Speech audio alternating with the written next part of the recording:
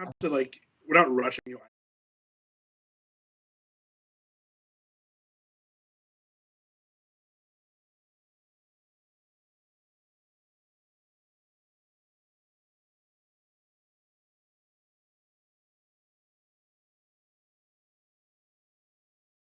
Just kidding.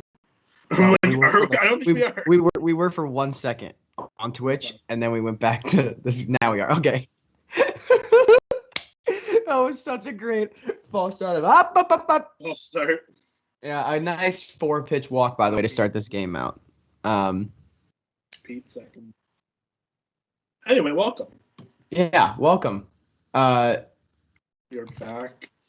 You're back. Another classic 2-man broadcast. In case you guys thought we weren't kidding last week, I did in fact kill off Scott Bentley. I forgot about that. No, yeah. So did the police, obviously, because I'm still here. So, fair enough. Yeah. What about Rudy? Rudy. I don't know if I'm ready to share what I did to Rudy yet. Let's say he's in a secure location. Rudy is safe? ? Yeah.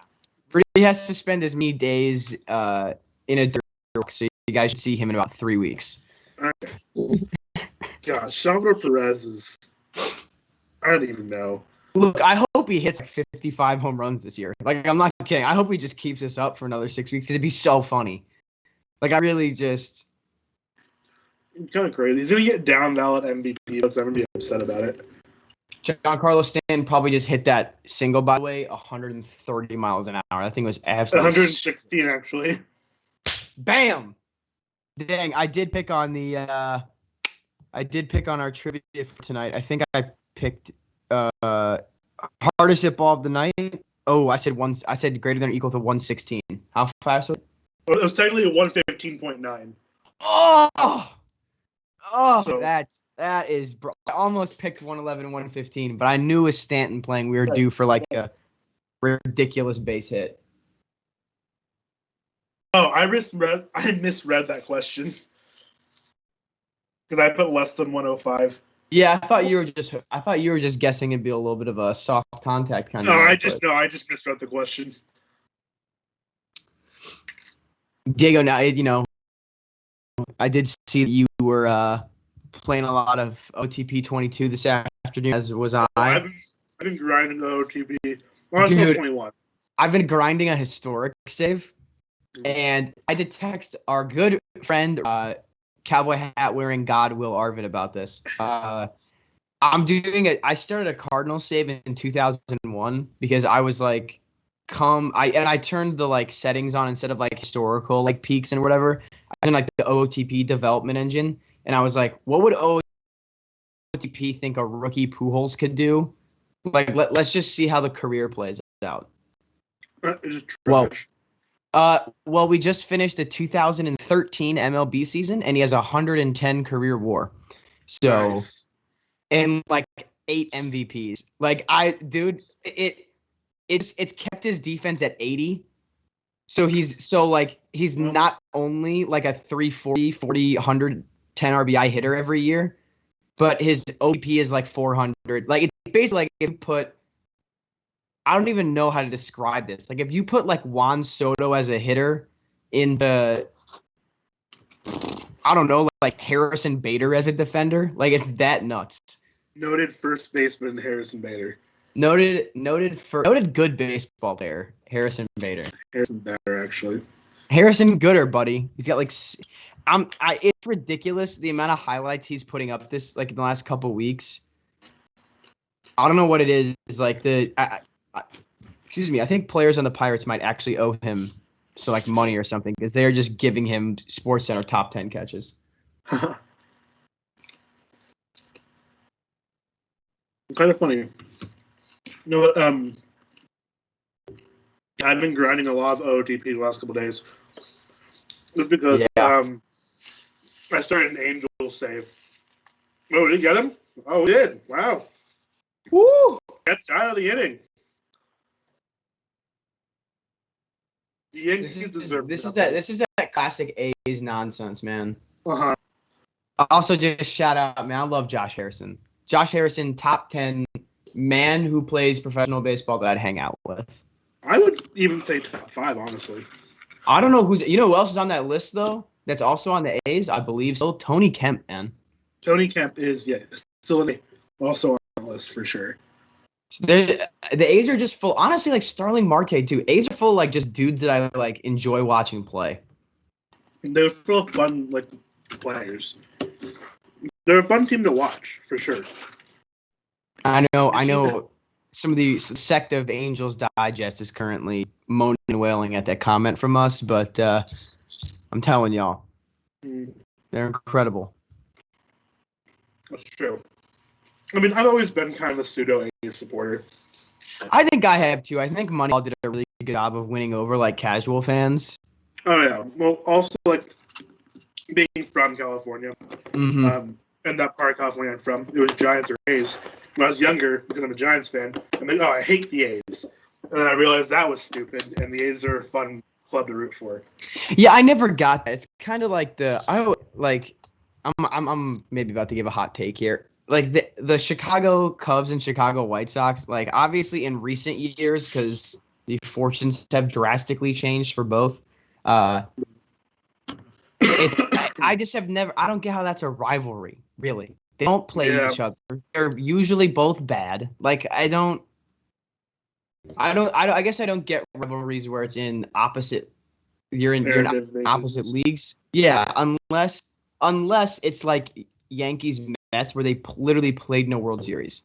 Then, or A's Giants where they literally played in a World Series. Right. Yeah. But that was. Oh, I guess Subway Series was a long time ago too. I'm getting old, man. Yeah. Oh yeah. I just also is it a rivalry though? Because like the earthquake happened, I felt like the city really like came together, and you know what I mean. I don't know if maybe there's a little historical context there. There's literally a trophy for really. The Babe Ridge trophy. No, I'll find it because we played the A's. Oh yeah, it's pretty sick. I mean, don't get me wrong. I'm a huge college football fan, so rivalry trophies are fantastic.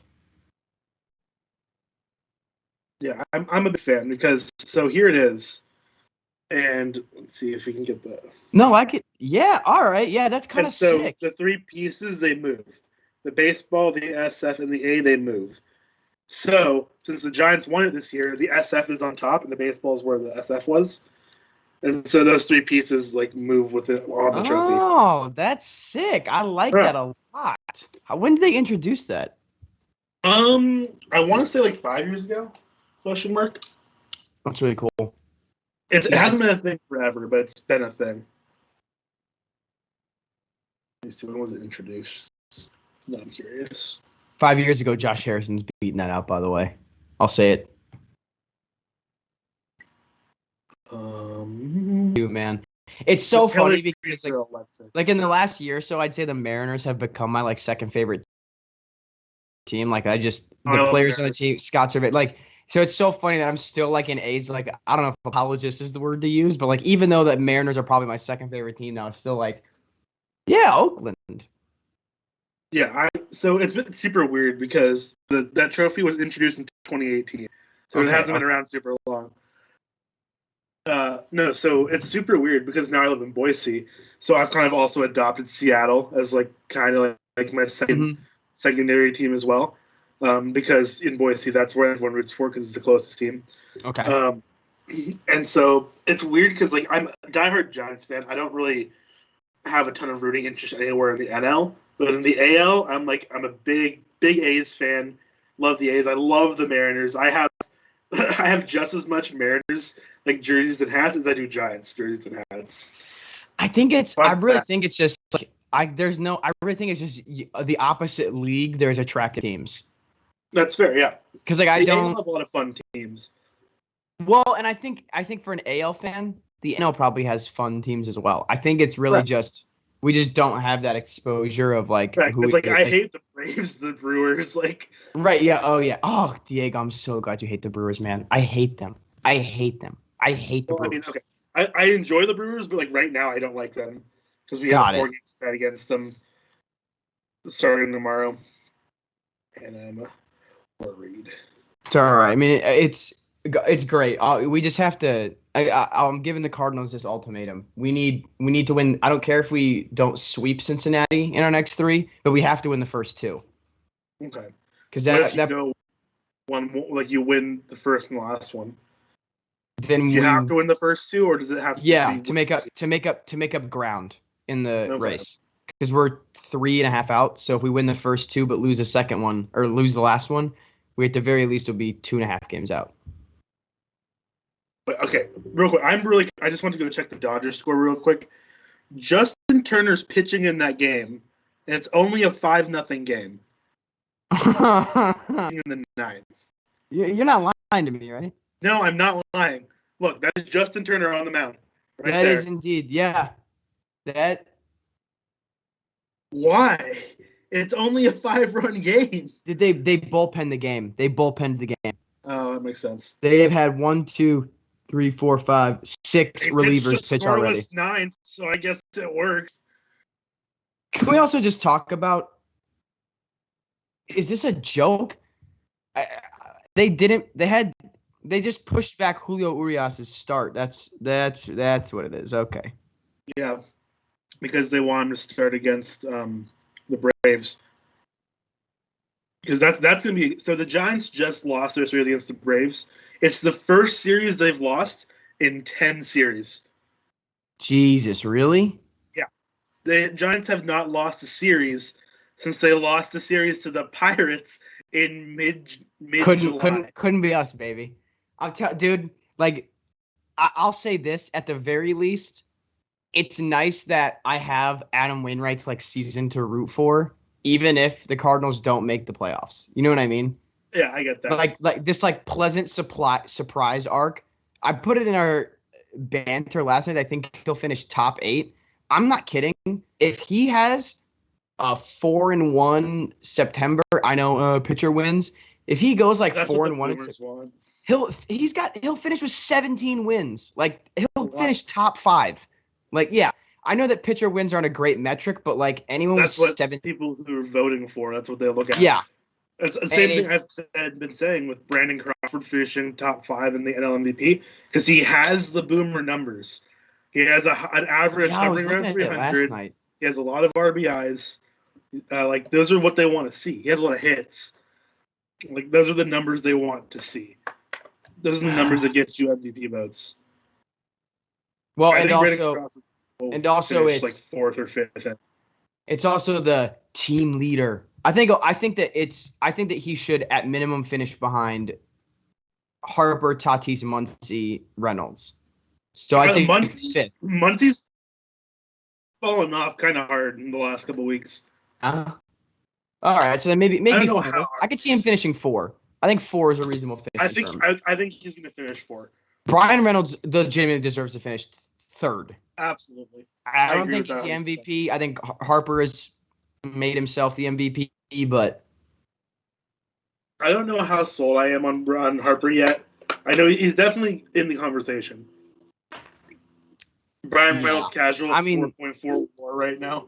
Yeah, like here's the thing we have to think about: how much excitement is Jay, and how like annoying will J. Roy be about it? So we need Harper to like barely win MVP. Harper's only got 4.2. Okay. Let's see, Tatis. I'm also on Baseball Reference. This is our war. Tatis has 5.2 WAR. No, I know. Can we just give Ohtani and Vlad the 2 MVPs and just honestly be done with it? Yeah, it's funny because we were talking about this last night, and Brandon Crawford also has more WAR than Bryce Harper. Just putting that out there. Really? Well, I guess shortstop. I mean, I know Harper's an outfielder, but still, shortstop is like the premium position for WAR. Pretty sure he's got a lot of defensive WAR too, because he's a fantastic defender. Yeah, 1.2 defensive WAR this season. Yeah, exactly. That's crazy. Look on Fangraphs too. Anyway, continue. Keep talking.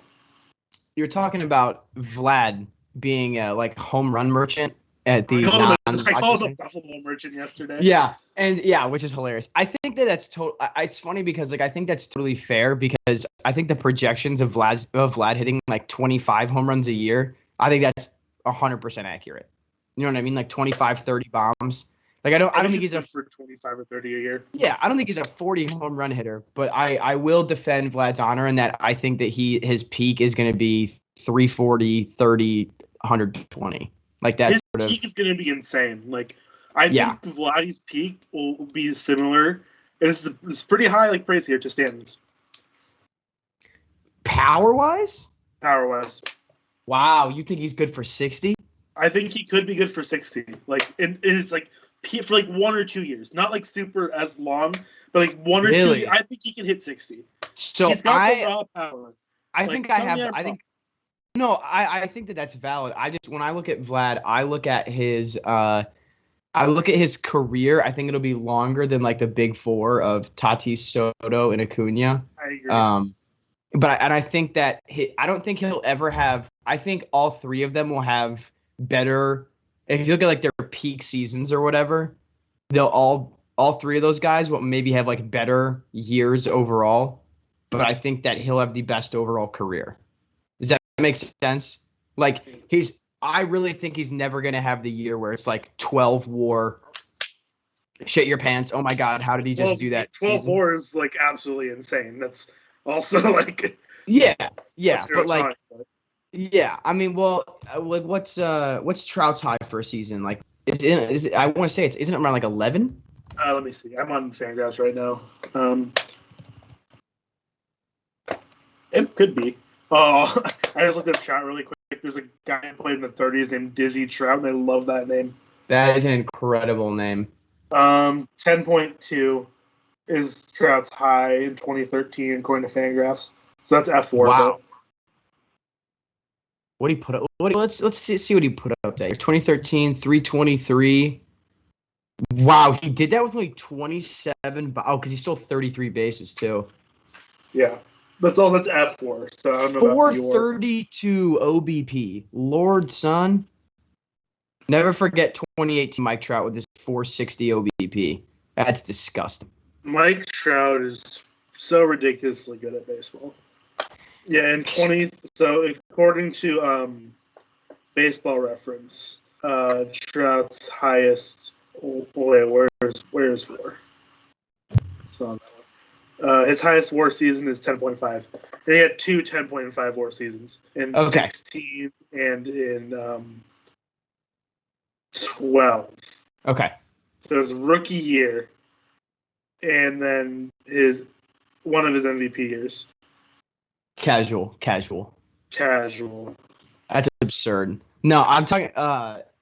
No, but I don't know. That's just like what I see for Vlad. I see a consistent. I don't know. I just see the consistency.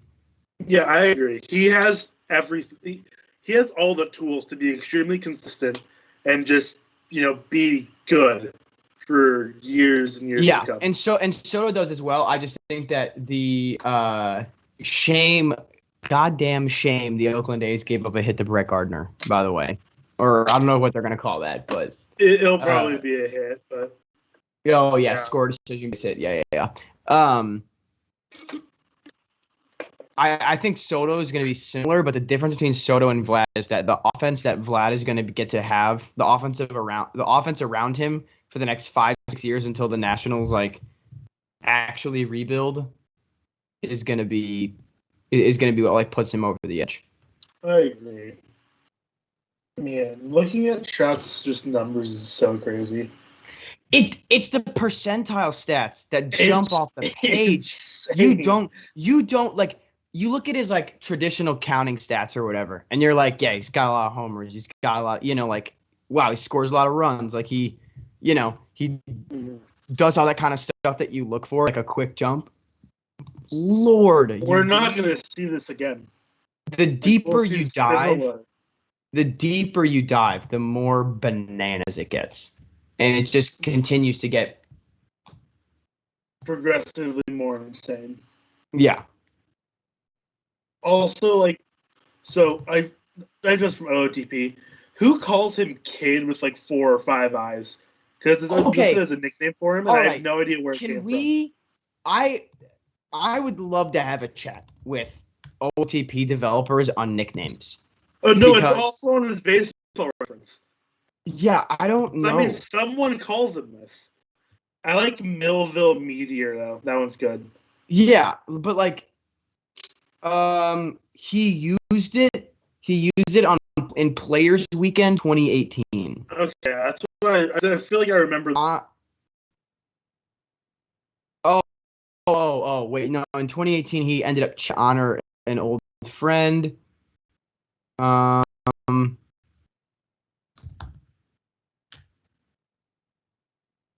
I just want to know why. What's he use it from? No one knows. Feel free to tell us because we don't.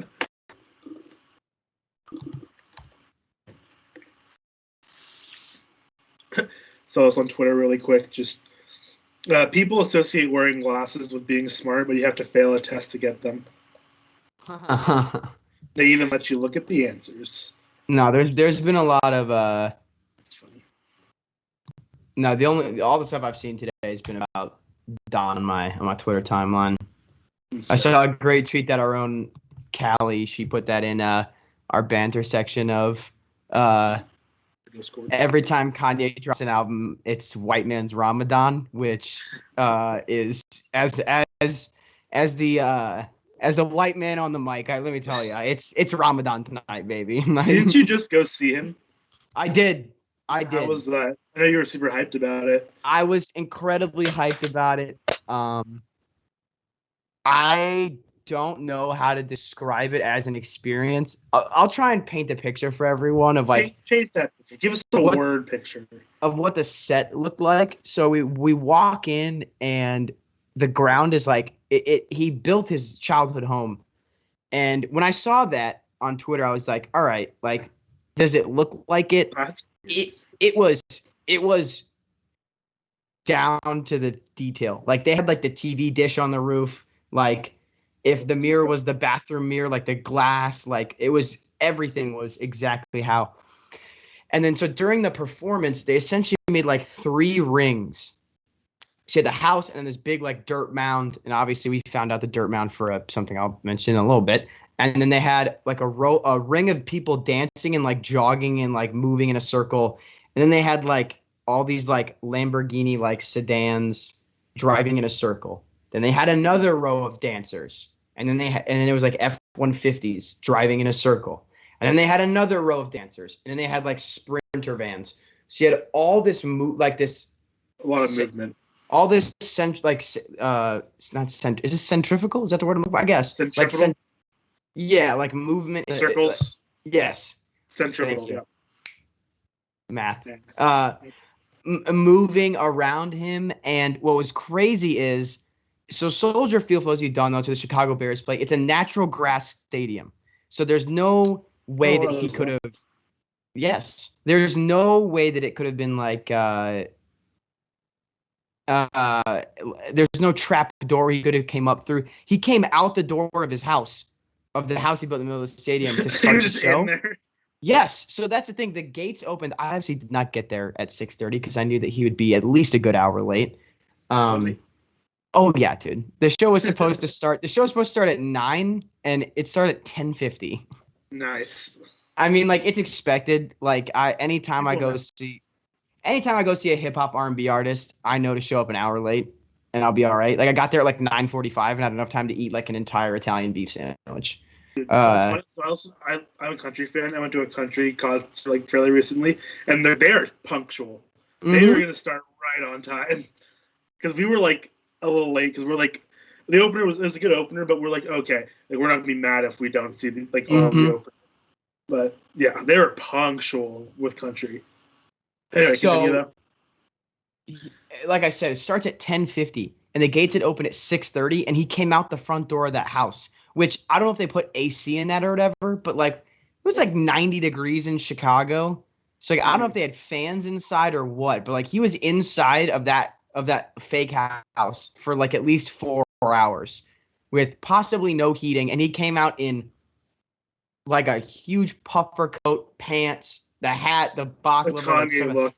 Like not a t-shirt and shorts.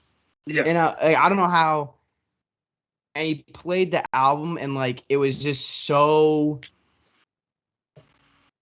it was nuts. Like it to just be there and to just watch him like literally like to just be there. Like it's so funny because I think a lot of times when people talk about like going to concerts and stuff, I always wondered like I think I'd always wondered in my head is it really that different if I were to go to a show and they actually like if I could tell they weren't actually playing.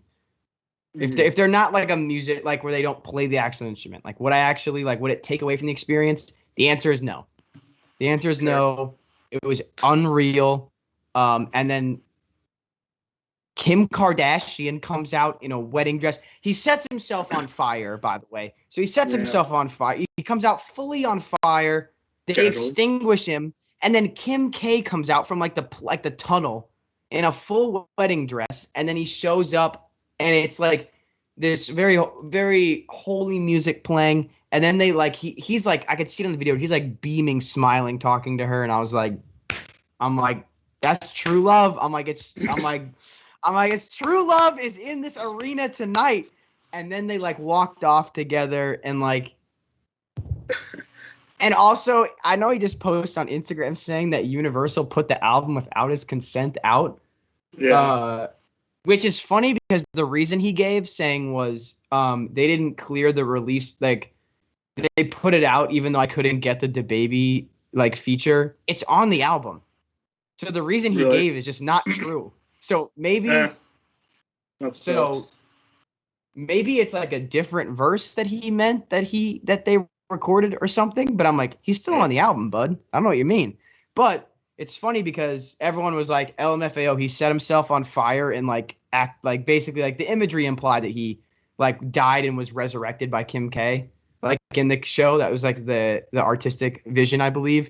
Right. And then 3 days later, that album comes out, everyone was like, okay, Kanye. We get a little Jesus Christ parallel. We get it. We get it. I get what you're going for here, bud. Get what you're going. Yeah. The album is so good. We had a very lengthy internal discussion here at Diamond Digest about it today, in which certain individuals who root for the Oakland A's gave such Lord awful takes as that Kanye is a mediocre lyricist at best, which is just the same person said Rihanna's not like a legend, so like that's fair. Rihanna, Rihanna slander was unbelievable. Okay, I thought you were agreeing. I'm like, no, no, dude, I love Rihanna. Y'all are really trying to hide it. No, that deserves slander. It just, I also slanders are not given. Y'all, again, for anyone watching this, whether it's live or on replay, y'all have got to understand that I am a white kid from the Chicago suburbs, and Kanye West, like I will ride for Kanye. Like I just will, because from a music standpoint, I think production is more important than lyrics, and I don't know, man. It just yes. He's the same thing of like, you know why I love Pearl Jam so much? Because when Pearl Jam was coming up, Eddie Vedder was going to Rolling Loud and Burning Man and all these like festivals and stuff and climbing the scaffolding 80 feet in the air while performing. He would be holding on with one arm while belting out like easily could have died at any given show. 100%. 100%. And like people that put on shows like that and are willing to have production be such a major part of what they do, I think is fantastic. I think so too. And also Drake stinks. No, he's got some hits. I'm not a big Drake guy though. Drake's fine. I mean, like I said, I'm a country fan, so I don't listen to a ton of this. I don't follow most of like this hip hop, R&B, rap super closely. So I'm like, that's fine. Like, I'm pretty indifferent towards most of it. So the Kanye Drake beef is just it's very intricate. It goes back very long. It's very fascinating. Yeah. Also, the Dodgers lost, so I am content. I am also content. Always a good day. The Dodgers and Giants refuse to have different outcomes unless they're playing each other. Like, legitimately. Like, it's so funny. Well, Like clearly if it's the Giants or worked. Dodgers lose, like the other one's gonna lose. It's how it happens. Also, just like to give a huge shout out to Jesus Luzardo and the Yeah, I was gonna Marlins of mention that. Miami. First of all, very talented guy. I think the Marlins did great in that trade. Obviously, I think Oakland did too because they have. It's looking like a real win-win trade. Yeah, Those are hard to come by. if they can extend Marte for like, I'll give the Years. number at like, if the AAV is in the mid to low teens, which I think is reasonable, then I'll call that a dub. Like if they can get Marte at like, what's he 32? That's what I'm looking at right now. Hold on, he is. Where's his age? Hold on. Where's? Oh, here it is. He's 32. He's gonna be 32. 33. He's gonna be 33 by the end of the season. End of the season, I'd give Marte. He's gonna wait. His birthday's in October. Never mind. His birthday's in October. He's gonna be 33. I'd give him. Here's what I'd do. If I'm Oakland, ready? Let me play GM real quick. Okay. 2 for 34, and then a third year at 11. That's a player option. So in total, it could be 3 for 45. Okay. So about 15 AAV. Yeah. So if he balls out for 2 straight years, he's making 17 mil, which I think is what he should make for his age. That'd be his age. Charlie Marte has 34 awards throughout his career. That's impressive. Yeah, like he's a good player, and I think I knew he was good, but I feel like I didn't know he was that good. NL Central fan, man. I watched Starling Marte. I've always liked him. Yeah, dude, I love. Except for his year in Arizona, or half a year in Arizona. Yeah, it was just sad year. Dude, it felt like his career was going to go to die. Arizona is where you go to like be a wasteland. It's a miracle David Peralta is as good as he is. Well, I mean, Chase Field's a really good place to hit. Like, it's basically Coors. No, I just meant that in terms of like you go there and you play for the Diamondbacks and like He had 123 OPS plus with Arizona. That's what I mean. And everyone was like, "Oh, he's like not doing too well in Arizona," and you're like, "No, like he's still hitting like an all-star." Like that just shows you like what that Arizona effect can do to you. He accumulated a full WAR in Arizona in 33 games. Jeez. Granted, this is 2020, so that's half the season. So, like, if there was, All-Stars in 2020, I think he probably definitely would have been an All-Star. Yeah, Arizona didn't have anybody else. I mean, I guess Peralta, but like you probably would have picked Marte just because he's more notable. Yeah. I was thinking Marte. I think you give him. I was thinking like 2 years, like 26. That's what I was like kind of thinking. You're a low bomb a little bit. I'm a little bit, yeah. Because I think the A's. Remember this. I know it's the A's, which is why I think that they would offer that third-year player option for like really cheap and hope that he doesn't pick it up. Yeah. Because I just think that I think y'all don't want him to not come back. I mean, like maybe they just might. He's been a huge difference maker in Oakland. He's just an A. He fits the A's like mold. Which is why I think they might, pay him what he's worth. Like what's he making this year? Because the A's obviously took all that on. Well, so his contract. Oh my God! It was 8 for 8 years. Yeah, in Pittsburgh. Oh, dude, he's got an he's not even a free agent this offseason. Oh, you're right. Huh. So never mind. I take back my original contract. The A's will offer him 2 for 28, but year 2 will be no. I'll go with you now. But they'll offer him 2 for 28 after next year. Yeah, that makes sense. He's just he's just such an A's guy. Like it fits too well. Which is nuts because so is Tony Kemp, so is Josh Harrison. Yeah. Like I think Oakland has actually realized this year of like we need to like instead of guys who are instead of trying to build guys that become Oakland A's, like we all know that we're a cheap organization. Let's just go out and just go get the guys that are cheap that are already built like Oakland A's. So Like, I'm shocked. yeah, I'm another shocked thing. they didn't trade for Adam Frazier. Like, Adam Frazier to Oh, me yeah. was like, I think it's really funny because when so think for you, I guess it'd be the Cardinals.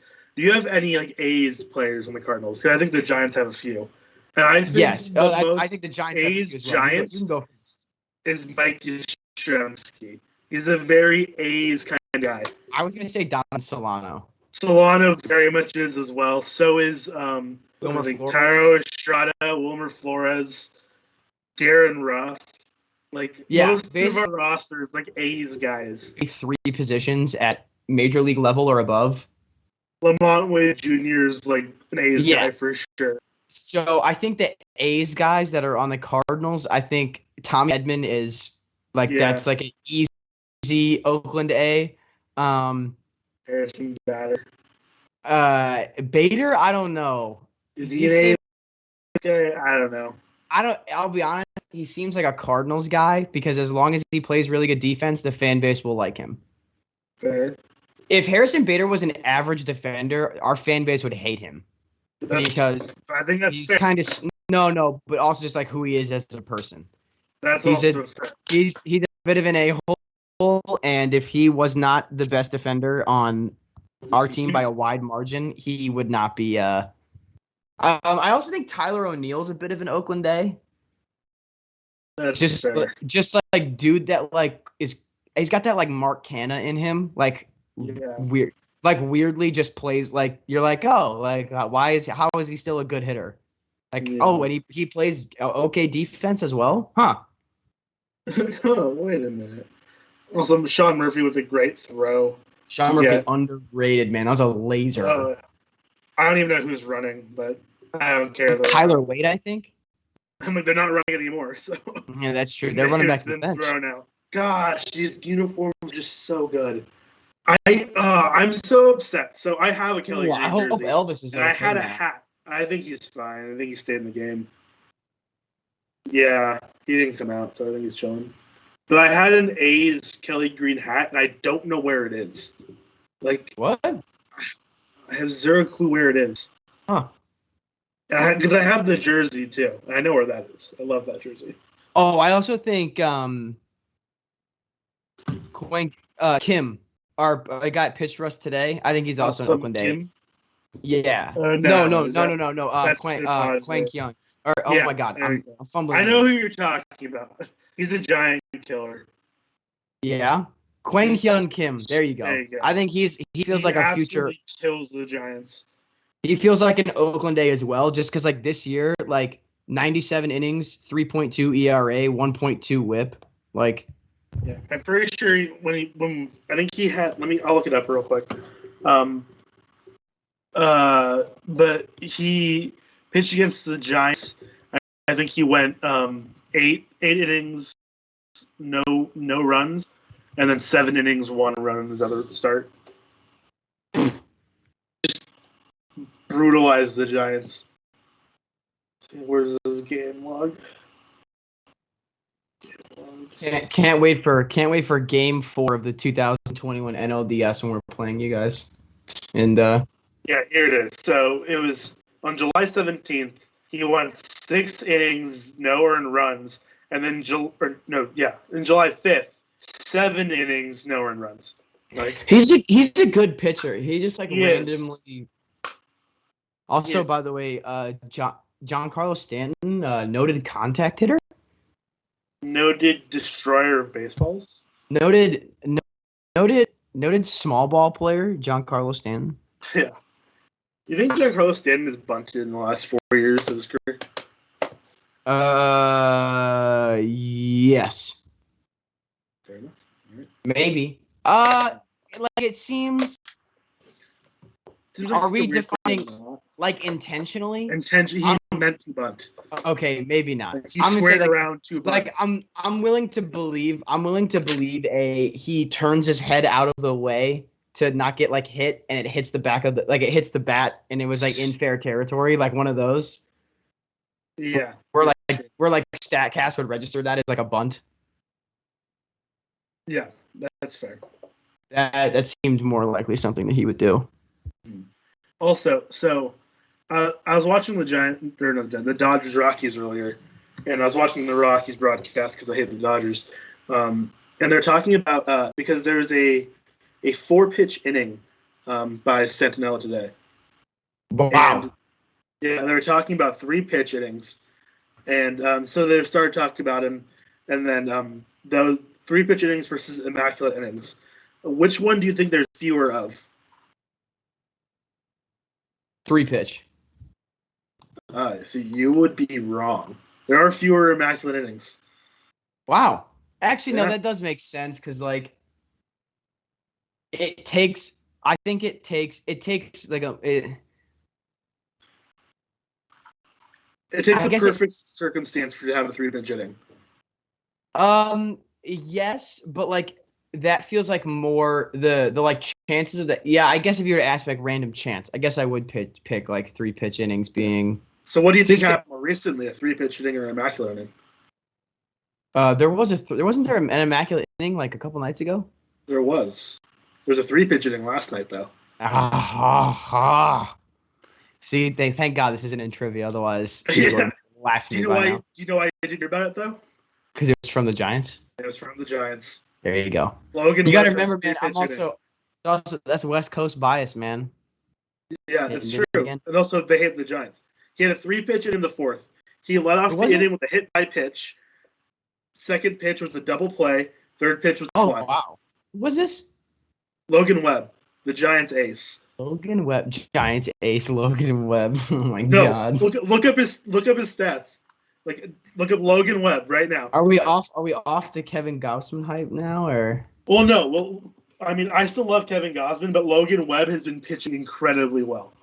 Trade for Madison. Oh, you can't trade for Madison Bumgarner anymore. Bumgarner get DFA'd and The Giants pick him up. Giants pick him up challenge.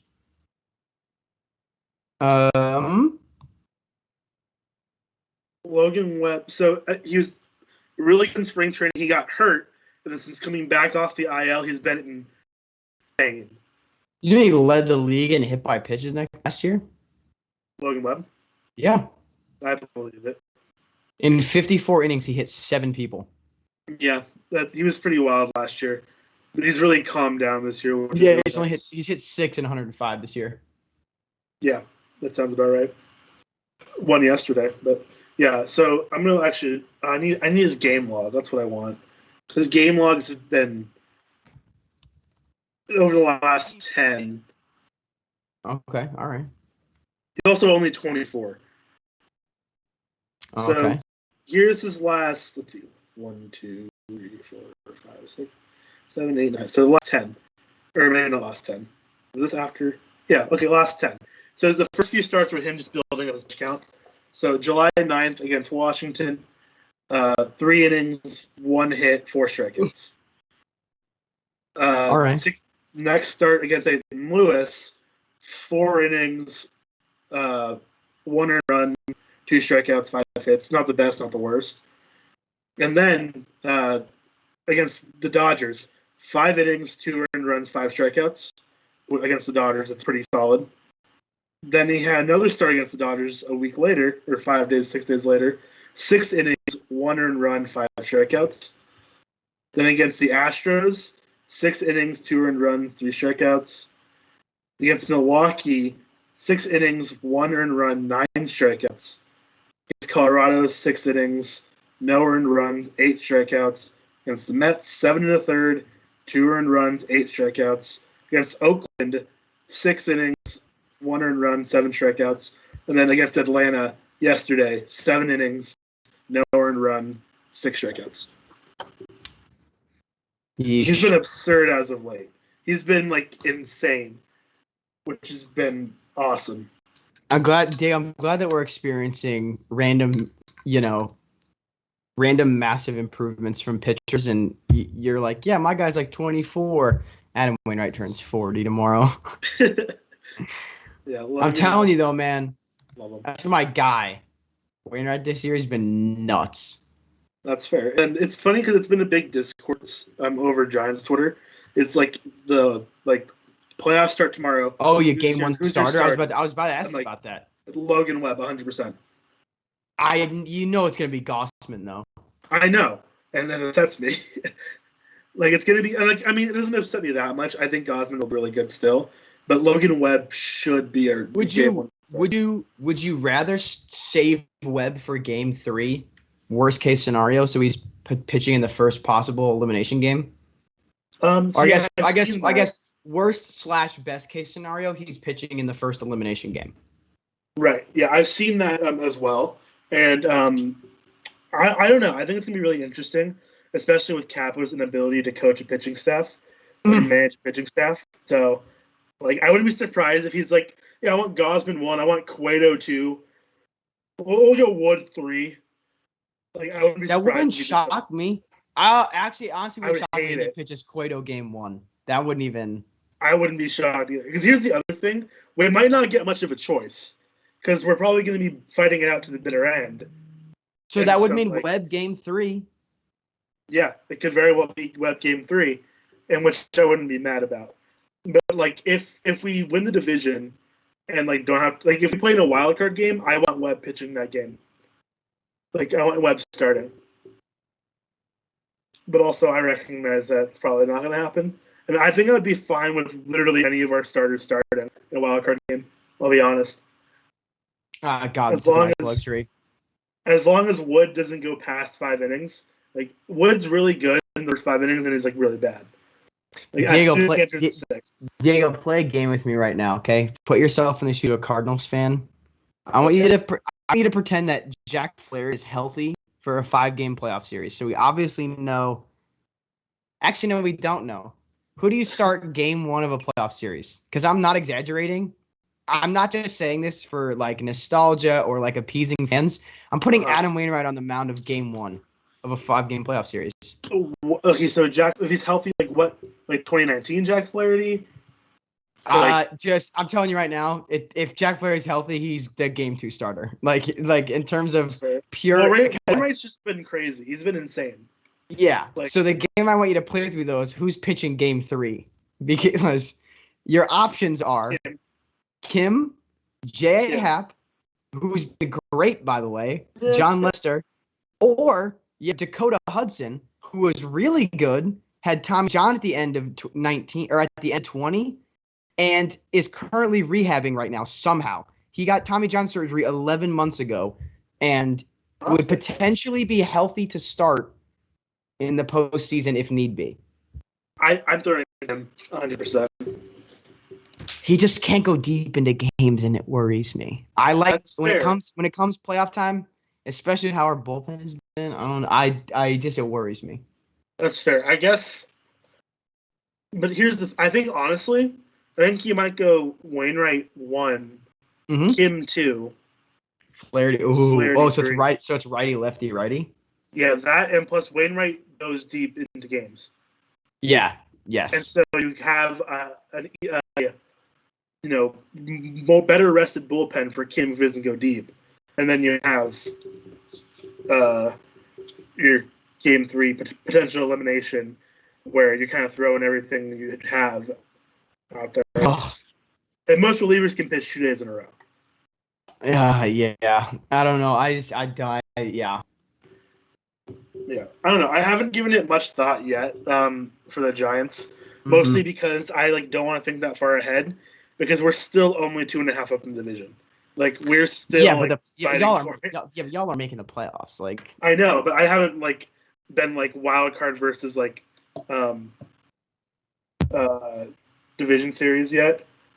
Whichever one happens, I'm going to be at one of those games. A Cueto Wainwright wildcard game in the year of our Lord 2021 would be absurd.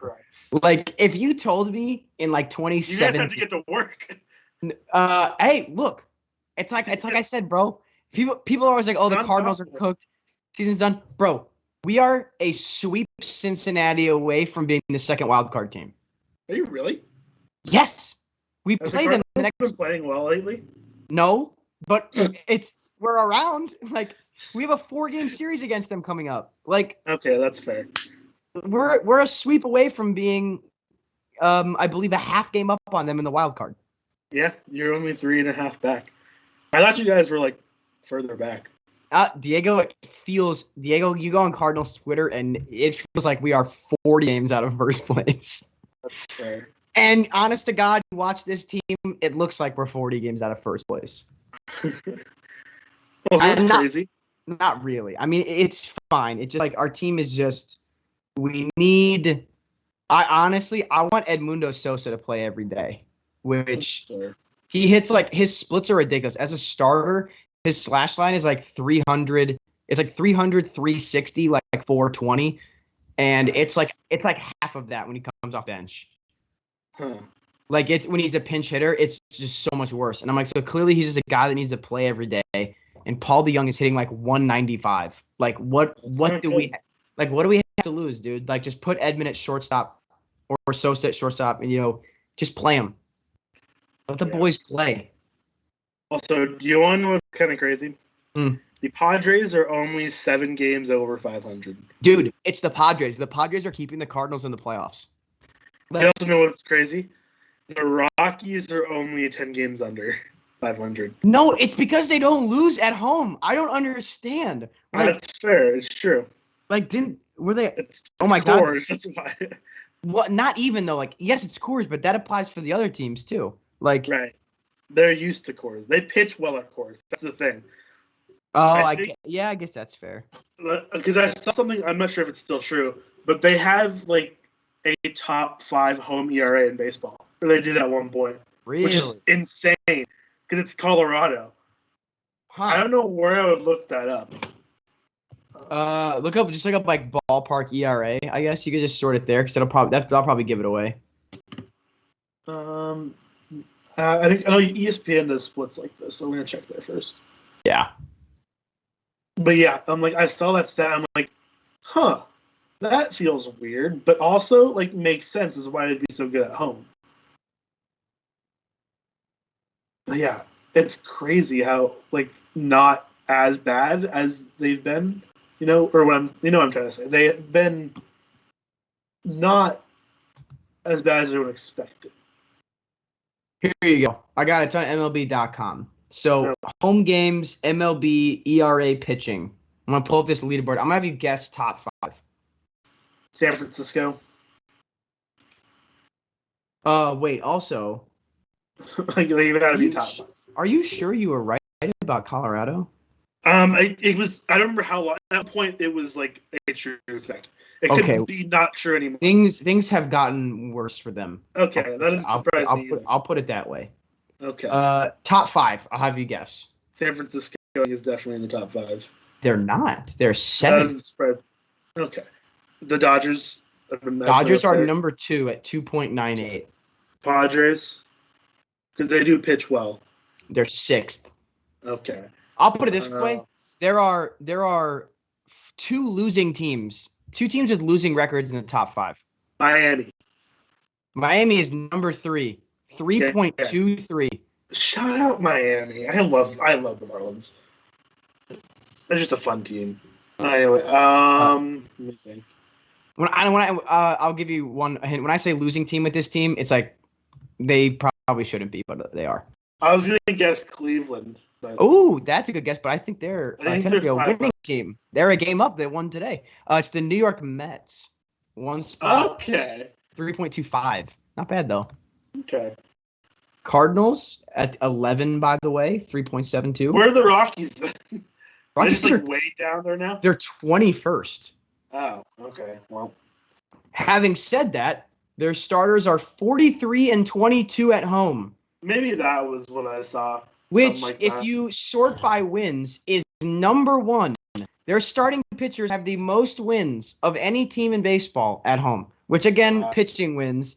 But that shows you. Are you sure that's starting pitcher wins or just wins? Home games pitching. I might have that might be. Like, that feels like way too many decisions for starting pitchers. I was gonna say that would be all of. Can you imagine if that was all of their wins? Imagine if relievers for the Rockies. Is that ever happened? Imagine if a team didn't get a single decision. Well, yeah, until like 1940, I bet that happened literally all the time. Yeah, like I bet you it happened often. But yeah, if any team were to do that now, it would be the Marlins, 100%. With their pitching staff, starting pitching staff arsenal they've got. There's only 6 teams in baseball that don't have at least that don't have a winning record at home in terms of win-losses for like pitchers. Can I guess who they are? Yes, you can. They all have losing records. I'd imagine Arizona's my first guess. You are correct. They have the second worst record. Okay. Baltimore. They're dead last, yes. Okay, makes sense. They have a 6.06 ERA at home, by the way. Yikes. Texas. Yes, Texas is there. They're close, though. Their ERA is not – it's 4.03, which is like – that's not terrible. How much do you want to bet that was like Kyle Gibbs before he left, though? How much of that was? Probably a good chunk. And Dane Dunning hasn't been terrible, right? If I remember correctly. Yeah, Dane Dunning's been pretty solid, actually. Man, a double play just looks so much better than these Kelly Greens. And slick. Anyway, Washington? Yes. Barely, by the way. They're 31 and 33. I feel like Miami wins a lot at home. Miami? Yeah, no. Miami's barely over 500. Okay. Ooh. You missed one. You missed one very bottom of the barrel team, like a gimme. Like I don't. Is it the Cubs? But I feel like they were too good. No. Like Same the division. Royals. Same division. Royals are over 500. Barely. It's the Pirates. Oh, Pittsburgh. Yeah. Yeah. Hold on. I thought I said Pittsburgh already. There's one more that you don't have yet. There's one more. Same. Also a Central team. Twins. Yeah, it's Minnesota. Yeah. Man, how disappointing have they been? Pretty, but they absolutely fleeced Baltimore or Toronto in that trade. So like, good for them. Oh yeah. Wow, Baltimore, that is absurd. They have given up 120 home runs. That's just at home. That's a lot. Cubs have given up 100. That makes sense. They're really good at the tanking thing right now. They're very good at it. You know what's really upsetting about the Cardinals? We have allowed the least amount of home runs, like at home and stuff, in the entire MLB. Nice. Like we're not. That's what makes this team so frustrating, man. Is we're not giving up homers. We are losing these games in like these painful ass sack fly ground double play that scores a run. You're getting small balled. Which like this is maybe like penance for the entire decade of the 1980s, but like, You're just getting like small ball. The Giants when the Giants lose, death by 1,000. They get batted to hell though when the Giants lose. Like it's all like soft contact. Like it's not at least that's what I call it. Like you're getting batted to hell. Babbitt. Like, because they're all the hits are coming off like, you're expected to be a hit like 0.19% of the time, or whatever. It's like the expected batting average is like 0.190, something like that. I call it getting Babbitt because I'm like it makes sense in my head. It's crazy though. Yeah. Let's take a peek at the old Cardinal schedule real quick. Gander. A quick gander. I'm pretty sure this next week is like I know every time I get on here I'm like this is like make or break, but I kept saying that assuming the Padres wouldn't absolutely, poop their pants, and they did exactly that. So they did. Yeah, the Cardinals, only moderately soiled underwear has kept them in business so far. The only kind of great clip there, by the way. The Cardinals moderately soiled underwear. It's a great quote by me. Good. Our next 9 games, it's Reds, Brewers, Dodgers, and then Reds. Okay, yeah, cool. So, next beat the Dodgers. That's all I care about. I don't care what else you guys. What I hope happens is that Albert Pujols comes out and hits Max Muncy in the knee with a bat, and then takes off his Dodgers jersey to reveal a Cardinals one underneath, like WWE, like, oh my God! And then, yeah, exactly. Like Stone Cold Steve Austin, like glass shatter. He's gonna come out And he's gonna just stunner Max Muncy. Come out, go find who else do I not like on that team? Most of them. Justin Turner's a oh yeah. He's gonna come out with scissors and put Justin Turner in a headlock and he's gonna have a electric razor. He's gonna shave his head because he's going bald. He needs to admit it. And then he's gonna like rub the top of his bald head. And then he's gonna step in the box, and his first at bat as a Cardinal, he's gonna park one 500 feet to left. That's what I hope. All right. Well, I stand by this take, by the way, not what I just said, the one I'm about to make, because the one I'm about to make is actually like feasible. And Will Arvin, and I think a vast majority of the Cardinals fans disagrees with this. We have like one of the worst benches in the league in terms of batting. I am willing to give Pujols vet min. Let him hang out with Wainwright and Yachty on the bench. Good clubhouse vibes. Like, just hit against left. Basically, play against the Pirates. So you hit 350 for the year and have like 8 home runs. And then you all 3 of them retire on the last day of the season.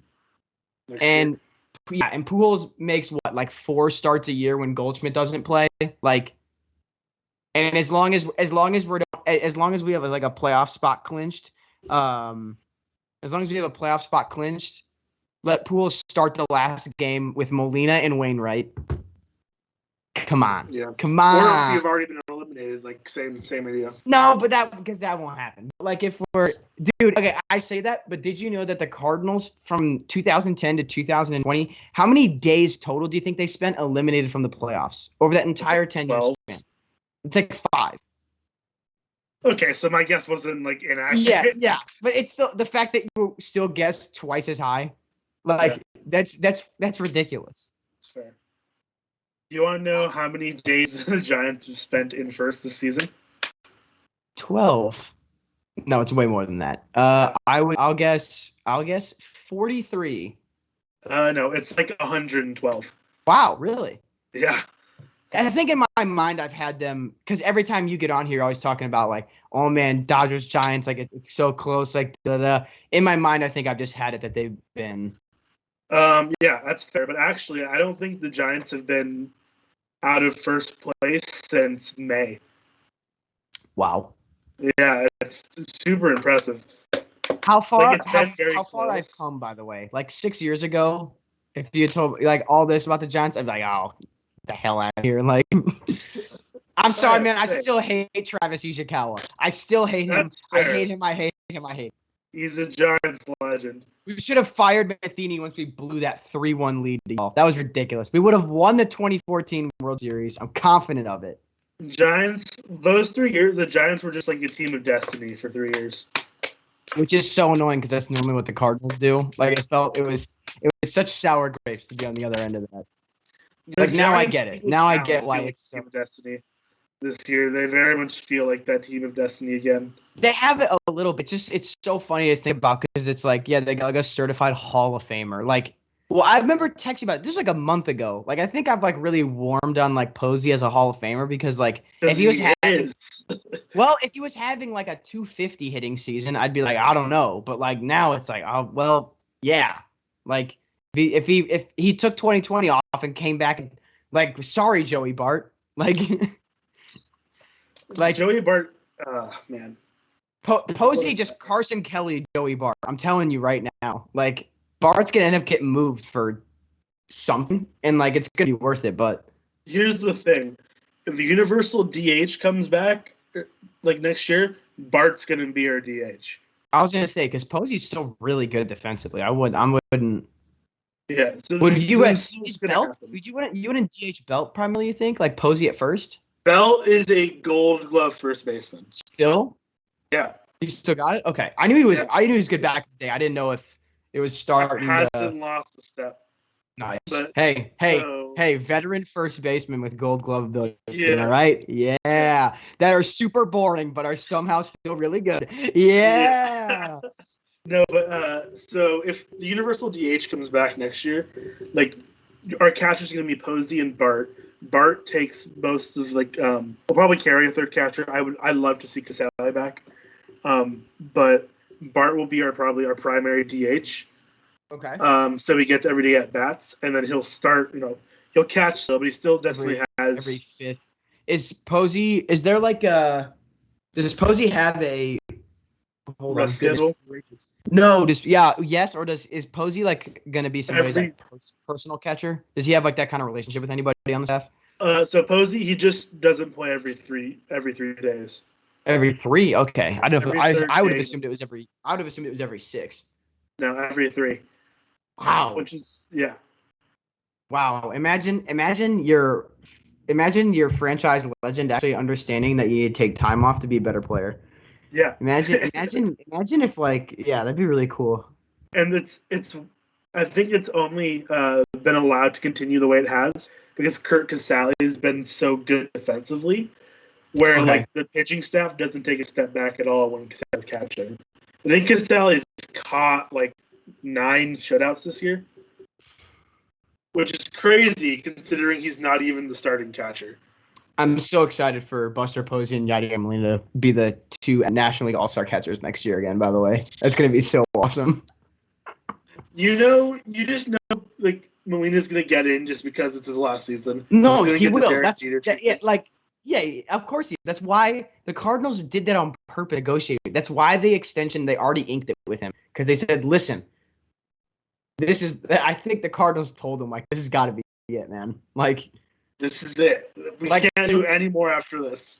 Well, yeah, exactly. And I think they also told him, shout out that foolish baseball video, by the way. I think that they also told him, like, look, man, like, the reason that, like, makes your Hall of Fame career, like, what makes you that Hall of Fame career so solid is that you've been at best an all-star catcher. Like, you had that peak. Like, that's undoubtable. Like, there were years you were hitting OPS and, 800 with 15 homers. Like, that, that's an all-star catcher. Yankees bad.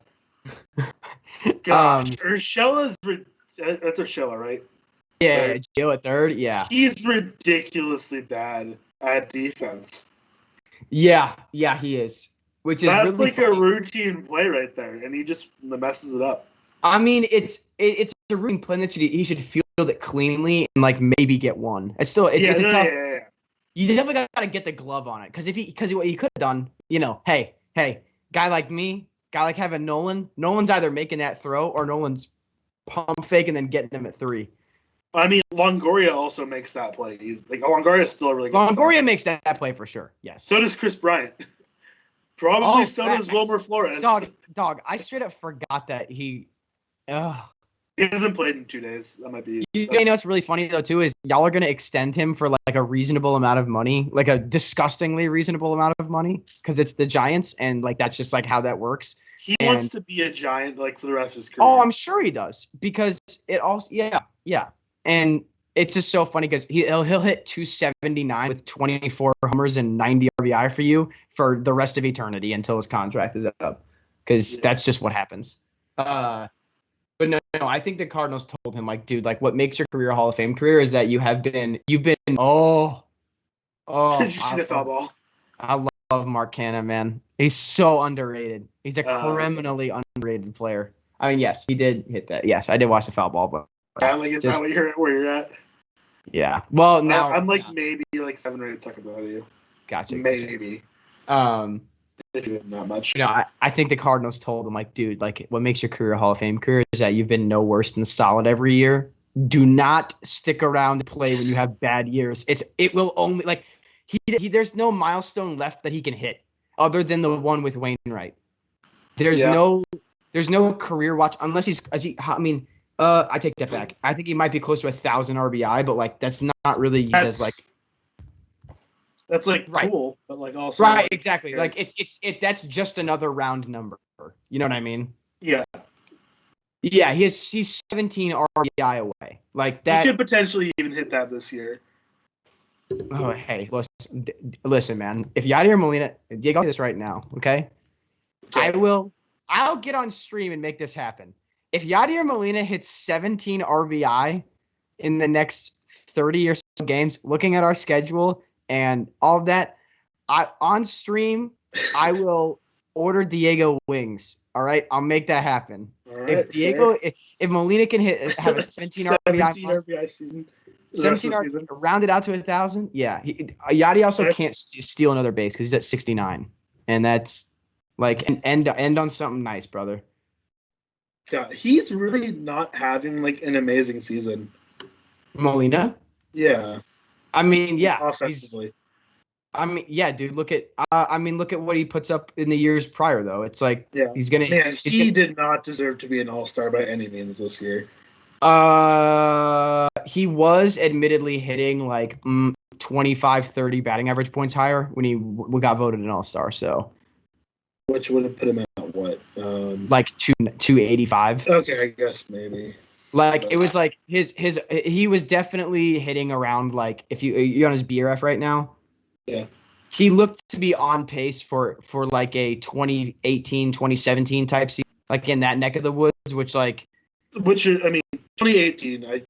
I mean, he's just an average hitter, but for catchers, Right. that's like good. Right, exactly. Which makes Posey's offensive season this year just kind of look insane. Yeah. Or any catcher that puts up like Contreras puts up good offensive numbers most of the time. Also, can we just talk about how absolute crap it was that Molina wasn't an all-star in 2016? Like that, like, dude, I'm like, especially for a catcher. Like, come on, That's man. a good catcher season. That's literally like He finished 23rd in MVP voting. Yes, which hilariously, I think he's done that like 3 times. He has like 3 finishes. Like Well, 2 at 23, 1 at 21. Oh, okay. I was gonna say, I'm like, I know that he like it's like weirdly specific. That's incredibly impressive. Just the fact that he has 2 MVP at 23 at 23rd, which is like I don't know what that one vote. I don't know what that. Well, it's got to be at least. Well, I'm gonna look it up. Like we can look. Like why am I not? I like how we're debating how that vote here. Oh, real quick, by the way, shout out to Zach Britton finishing 11th in MVP voting in 2016. Goodness gracious, that was such a good season.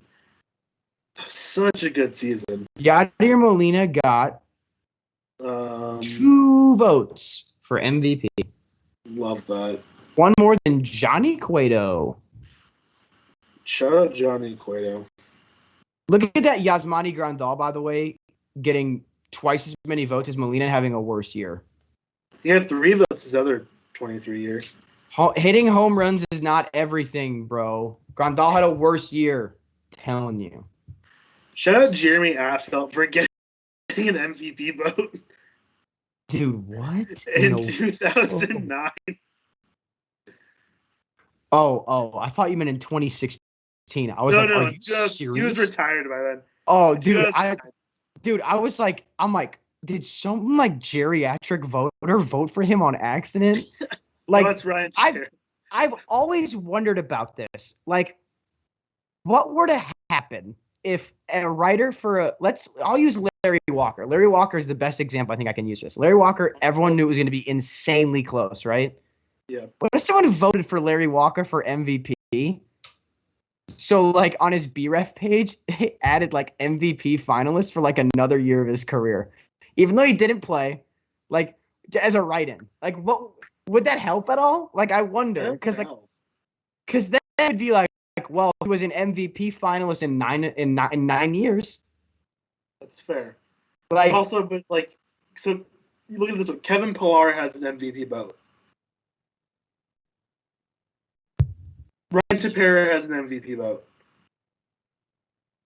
Like, what are we talking about? Oh, boo. Boo. Oh, did he beat that out? Ooh, that's going to be close. Also, you say that about Kevin Pillar. Like, he's – I don't know. I'm a Kevin Pillar defender. I think he's a great player. I'm not anymore. He's just, like, a terrible, like, person. Oh, he is? Yeah, he's not a good guy. I did not know that. Yeah, I didn't know that till like fairly recently, actually. That is a bummer. Yeah. He's from Carson, California, too. That's a come on now. Can't be hurting my name like that, man. In 2016, the MVP vote, Daniel Murphy got a first place vote. Yeah, wasn't he really good that year though? Yeah, he was. Not better than Corey Seager or Anthony Rizzo or Nolan Arenado.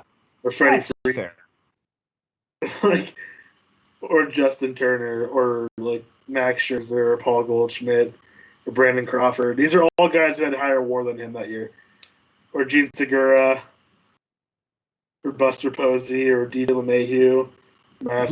Look, if we're talking about MVPs and all that nonsense, we're talking about MVPs and all that nonsense. It's absolute garbage. Garbage, I tell you, that Joey Votto has won the 2010 MVP over Albert Pujols. And I'm not just saying that as a Cardinals fan. Pujols was worth like a half a more WAR and like was just a better player. Like it's just factual. 2010, you say? Yeah, he had more runs, more hits, more home runs, more RBI, more walks. Like his OPS was a little bit lower than Votto's, but again, he had more WAR, played in more games. Okay, but all of these are very close. Like they're not like they are very close, but far. Pujols was victim to awards fatigue, and that's crap. Yeah, I was gonna say, also if they had like I think advanced metrics at this point, Pujols probably wins it. He 100% would have. This is why I'm doing my OOTP save, okay? You know what Pujols put up my OOTP save in 2010? I have no idea. Hold on. I got it. No, Diego, I got to give you this career slash line because it boggles my mind. I have no idea how this is physically possible for a player to put up. Like, it's nuts. But they called Olsen safe. They went back and reviewed it. Olsen was safe to 1-0 Oakland. Which, we don't get no one probably, I assume, all picked yes for like within the first 3 innings scoring. Oh yeah, it's 4th inning. Yeah. Classic DJ LeMahieu fumbling the bag. Classic DJ LeMahieu's not good. DJ LeMahieu, not good. DJ LeBadhue. Yes. Ooh. DJ LeStanks-Hugh. Oh. What? All right. Are you ready for this, Diego? You're doing your OTP. This is the OTP. So he just finished his age 33 season. Okay. So in real life, through age 33, in real life, Pujols had just hit like 270, OPS like 800, had like a 4 WAR season, like clearly starting to decline. You know. Ooh, that was a terrible swing by Pinder. Chad Pinder noted, not a good baseball player. Is that who you have muted? That's who you have muted on Twitter, right? That's like a random player. There you go. So there's a reason for it. Yeah. So Pujols through age 33 in this OTP save. So he just finished his 2013 season. Career slash line 354, 405, 628. Wait, read that one more time. I definitely just was not listening. Sorry, I was reading. You're good. 354, 405, 628. That's absurd. That is ridiculous. Career WAR of 111.1. Here, let me go. Let me see. You can go find it. I'm gonna open my OTP as well. I don't remember who it was. I had someone have a season where they had an on-base percentage of like 512. Pujols' highest in this save so far is 420. Or no, he as a rookie had an OBP of 446. That's impressive. So my current OTP save, I'm doing an Angels save right now. Yeah. Just because my last save didn't go fantastic, and I wanted to have a good save right afterwards, and the Angels are easy to play with. There you go. Because they have a lot of money and Trout and Ohtani. So I wanted to feel better about myself. So I have an Angels save going on. Because I previously did an A's save where I went to the playoffs and lost for like 5 straight years, and I was like, you know what, I'm done with this. Yeah, nobody likes that. Yeah, and so anyway, but I just got. So I'm in 2024 right now. Trout just hit his 500th home run. He just hit 100 career WAR, and Ohtani has won back-to-back MVPs, putting up 9 more each season. Oh, dude! So this historical save, it loves late WAR. You're talking about like back-to-back, like really good seasons. Oh, I know, dude. It makes him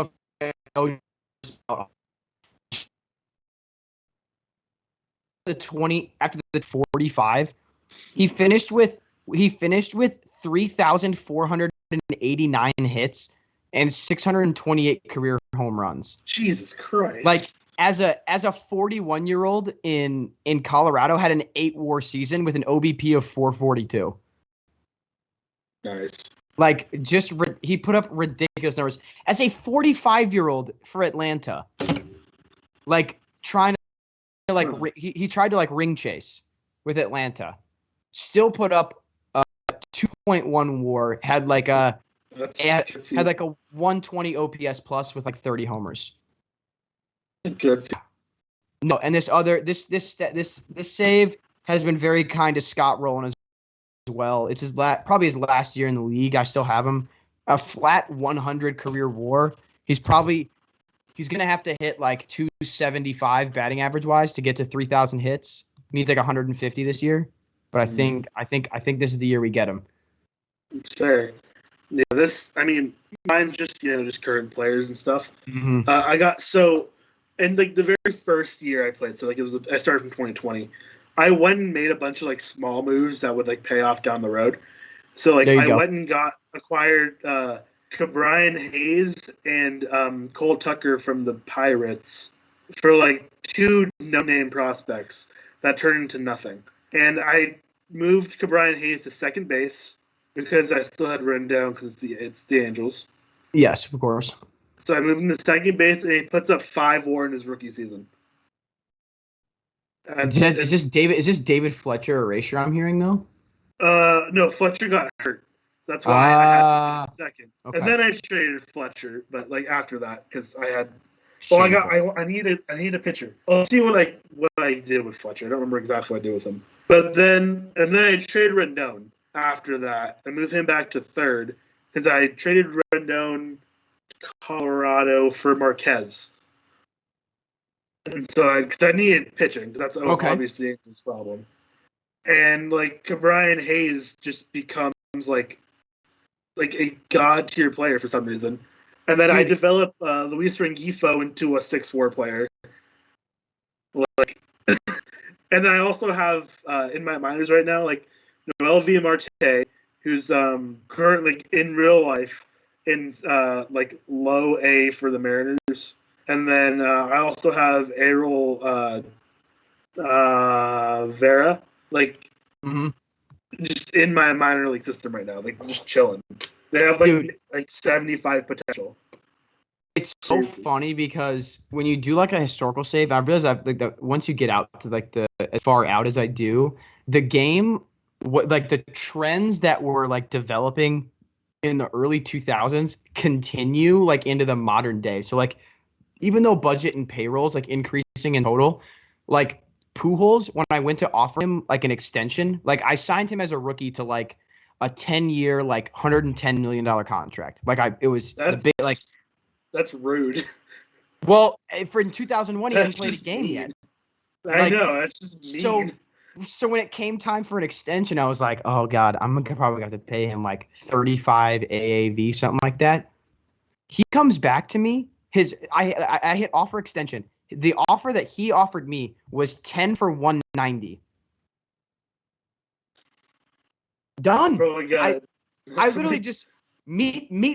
I was like, meet demand. I was like, yeah. I'm like, yes. I'm like, I won't nickel and dime you whatsoever. Like, if you're gonna come to me with $19 million AAV, mind you, when he negotiated this extension, he had won, I believe, like 4 MVPs, and asked for like it's no one in this. It's 2014 by now. I think like the highest salary is like 23 mil, which is like. Good, obviously, for like me building a team, but it's ridiculous. Like no one yet has asked. Modern day MLB. Yes, no one has asked for like a crazy high contract yet, and I don't know when that's coming because I'm paying Donovan Solano in this save is like a 5-star shortstop, so nice. I'm paying him like $13 million at like 26, and I thought he was gonna ask for a lot. Hasn't. Like there's not. I don't know what it is. And like here's what it is though.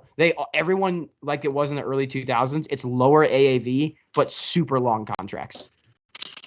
Yeah, that makes sense. Like I negotiated a Kimbrel extension. He wanted like 10 for 80, and I just like was like, sure, you're a 5-star closer and you're 22. Like, sure, Yeah, I'll man. I'll hold that L. I'll hold that L at like if you can't if you're not that good at 31. Yeah, even like doing, I mean, OTP with like the modern stuff.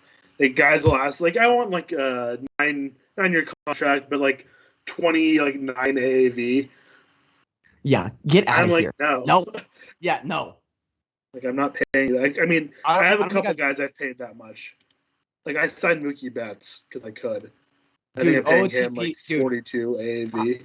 I told you, man. OTP 21, the biggest cheese on earth. If you want the fastest save guaranteed to build it like a dynasty or whatever, start a Cardinal save. Paul DeYoung for Freddie Freeman straight up because it's OTP and their value like and Freeman's on an expiring deal and DeYoung is like a 4-star on like a super team friendly. Flip them, trade Goldschmidt for Stanton. Then in the offseason, trade Stanton for whatever you can get to dump the money, sign Mookie Betts, and call up Dylan Carlson. And then sign like Andrelton Sims. So basically, for the same money, you turn Tyler O'Neill Dexter Fowler, Paul Goldschmidt, and Paul DeYoung into Freddie Freeman, Andrelton Simmons, Dylan Carlson, Mookie Betts. It's curtains every time. Like it's also like Andrelton Simmons is so hit and miss in OTP 21. Yes. Sometimes he's really good and sometimes he's really bad. Because like with the Angels, I had him to start, right? Yeah. 2020 puts up 6 WAR. And then he gets a huge contract and stinks, right? So I signed him. I signed him for a 2-year extension for like I think it was like 15 AAV. So like decent. Yeah. Then he puts up 0.9 WAR the next year. Just bad. And then the I'm sure all defenses. Yeah. And then the following year puts up 3.5 WAR.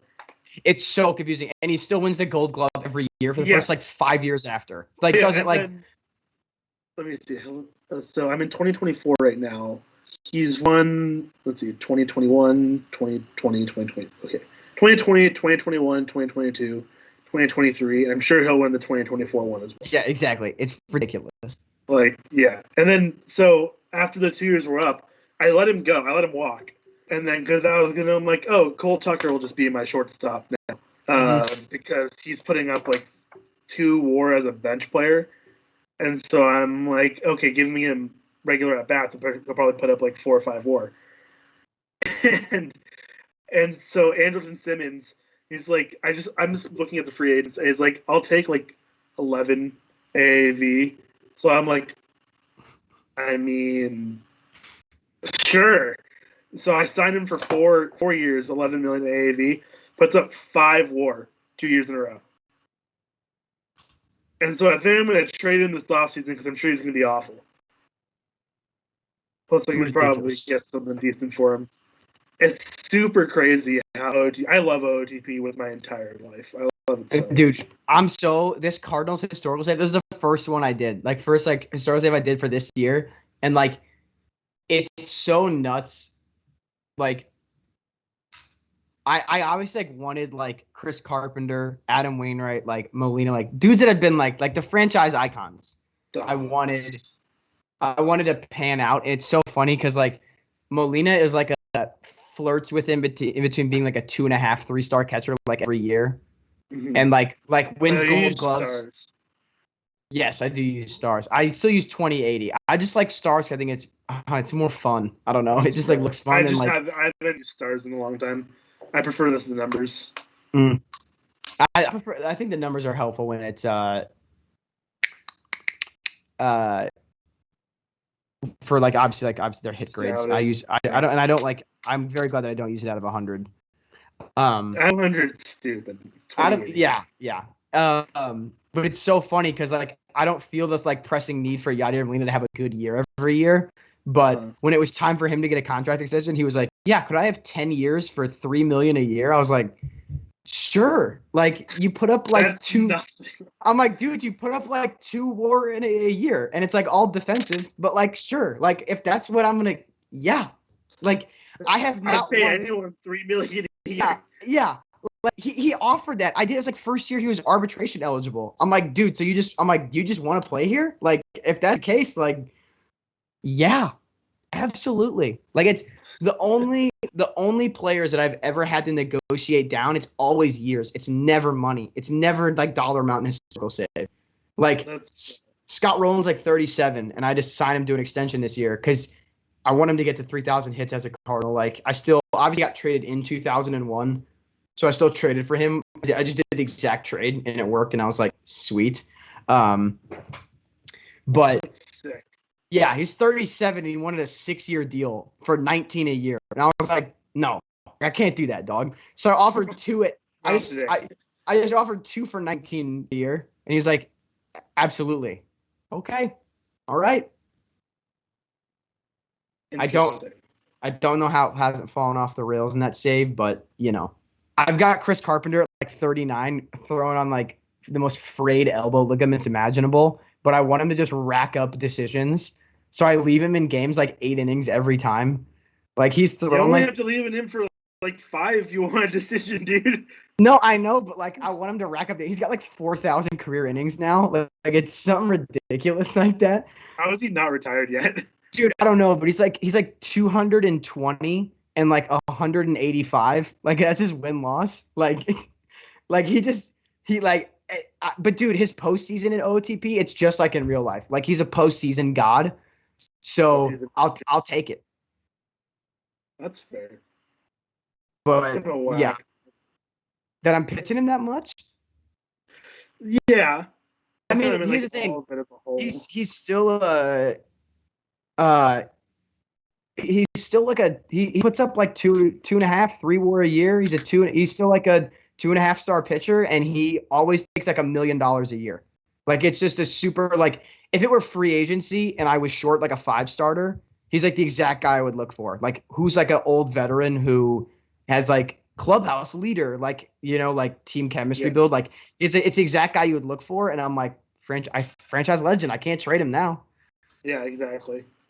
He's very popular in the clubhouse. That's the ultimate thing. That's what I try to build with my teams. I try to build those like locker rooms where I love having a ton of team captains and leaders and pranksters.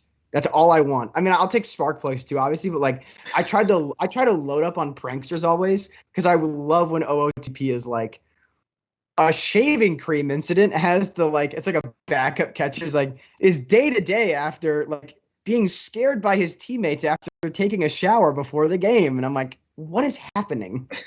Like, see, I never pay attention to any of that. Or I rarely do.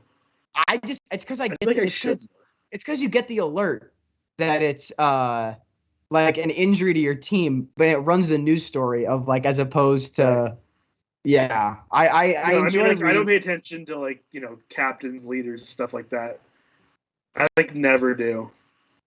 I do only because when I first started OOTP with like a Cardinal save, Goldschmidt, Molina, and Wainwright all have. Oh, Molina has captain, and Waino and Goldie both have leader. So the Cardinals ownership typically like requests that you have one a lot, like as an ownership goal. So it's like, well, whatever. I can like trade for Jacob Stallings and like meet this owner goal. Like that's light work. You know what the weirdest owner goal I stand like that I think I've had to try to do is like or acquire a hometown player. I'm like, cool. What does that mean? Yes, it's hometown player. You know what the most infuriating one is? Get your make me more money. No, because I used to do Cardinal saves and the fan base loyalty ensures that we make money. The most annoying is acquire a power hitter. Oh, dude. I straight up acquired Joey Gallo once and it did not meet the goal. Yes, dude. I'm like, dude, I'll have years where I'll have 6 guys hit 30 plus and it'll go acquire a power hitter. And I'm like, honestly, in terms of lineup construction, it's probably bad if like without what I'm gonna have to give up. Like, I can't pick up another dude that hits like 210 with 30 homers. Like that can't. I'm like, I already have one. It just that is the most infuriating. Make more money. It's not terrible because I have found in OTP as long as you win, they don't care about that goal not being met. Yeah, I found most of the same. When I play OTP, I'm big Al Davis energy, man. Just win, baby. Yeah, I try to do the same thing. I'm like, Okay, so here's the next thing. I think I've talked about this before. Have you ever been fired or quit your job on OTP? I did quit my job one time. Yeah, so did I. I quit once. I quit once because I was doing a pirate save and I was stretching my dollars, stretching my bucks, and I was going like 88 and 74, 89 and 73 every year. And like some years that was good enough for the division. Some years that was good enough for the wild card. We were making the playoffs. We made the playoffs like 85% of the seasons. We're talking this is like a 25-year save. Like I was, and I had a just brutal ownership in terms of money and like not letting me like go over my draft budget to like sign, like it was all that kind of stuff. Yeah. And then the owner died, and like admittedly I was like, yes. I'm like, they're gonna sell this team to someone, and they sold the team to someone with like the same terrible financial but with interfering personality trait. And I made it like a season and a half, and I'm like, I can't do this because they were signing like 39-year-olds to like 4-year extensions, and I'm like, this team is going downhill. And they had just expanded the MLB, so I took the Expos job. So I quit and took the Expos job because I'm like, you know what? If I'm gonna deal with, I'm like, I was like, I got to start from scratch. I'm like, I can't do this anymore. So I left. Like it was like the day the season ended. I had just gone like to the NLCS again and lost in like 6 games. And my owner was like, your performance was okay. And I was like, you know what, buddy? For what you're giving me, my performance was pretty good. Very much. I'm winning. I was like, dog, I'm winning 60% of my games as a manager. And I'm like, I haven't given like the most expensive deal I'd ever given anyone was I gave like Brian Hayes like 7 for 84. That was like that was it. And like everybody else, it was just like year after year. Like I was talking about earlier, how like, I was looking at like 5, you look for like the 38-year-old 5-starter that like is durable. Like that was my entire pitching rotation. Like my entire rotation was like 2015 AJ Burnett, like inexplicably good and greasy and just like I had my entire pitch. It was like 6.0 K per 9.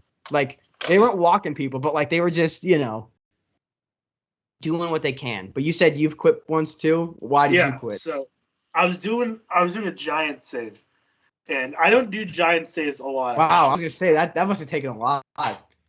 Yeah, I don't do giant saves a ton. I don't know why. I just kind of don't.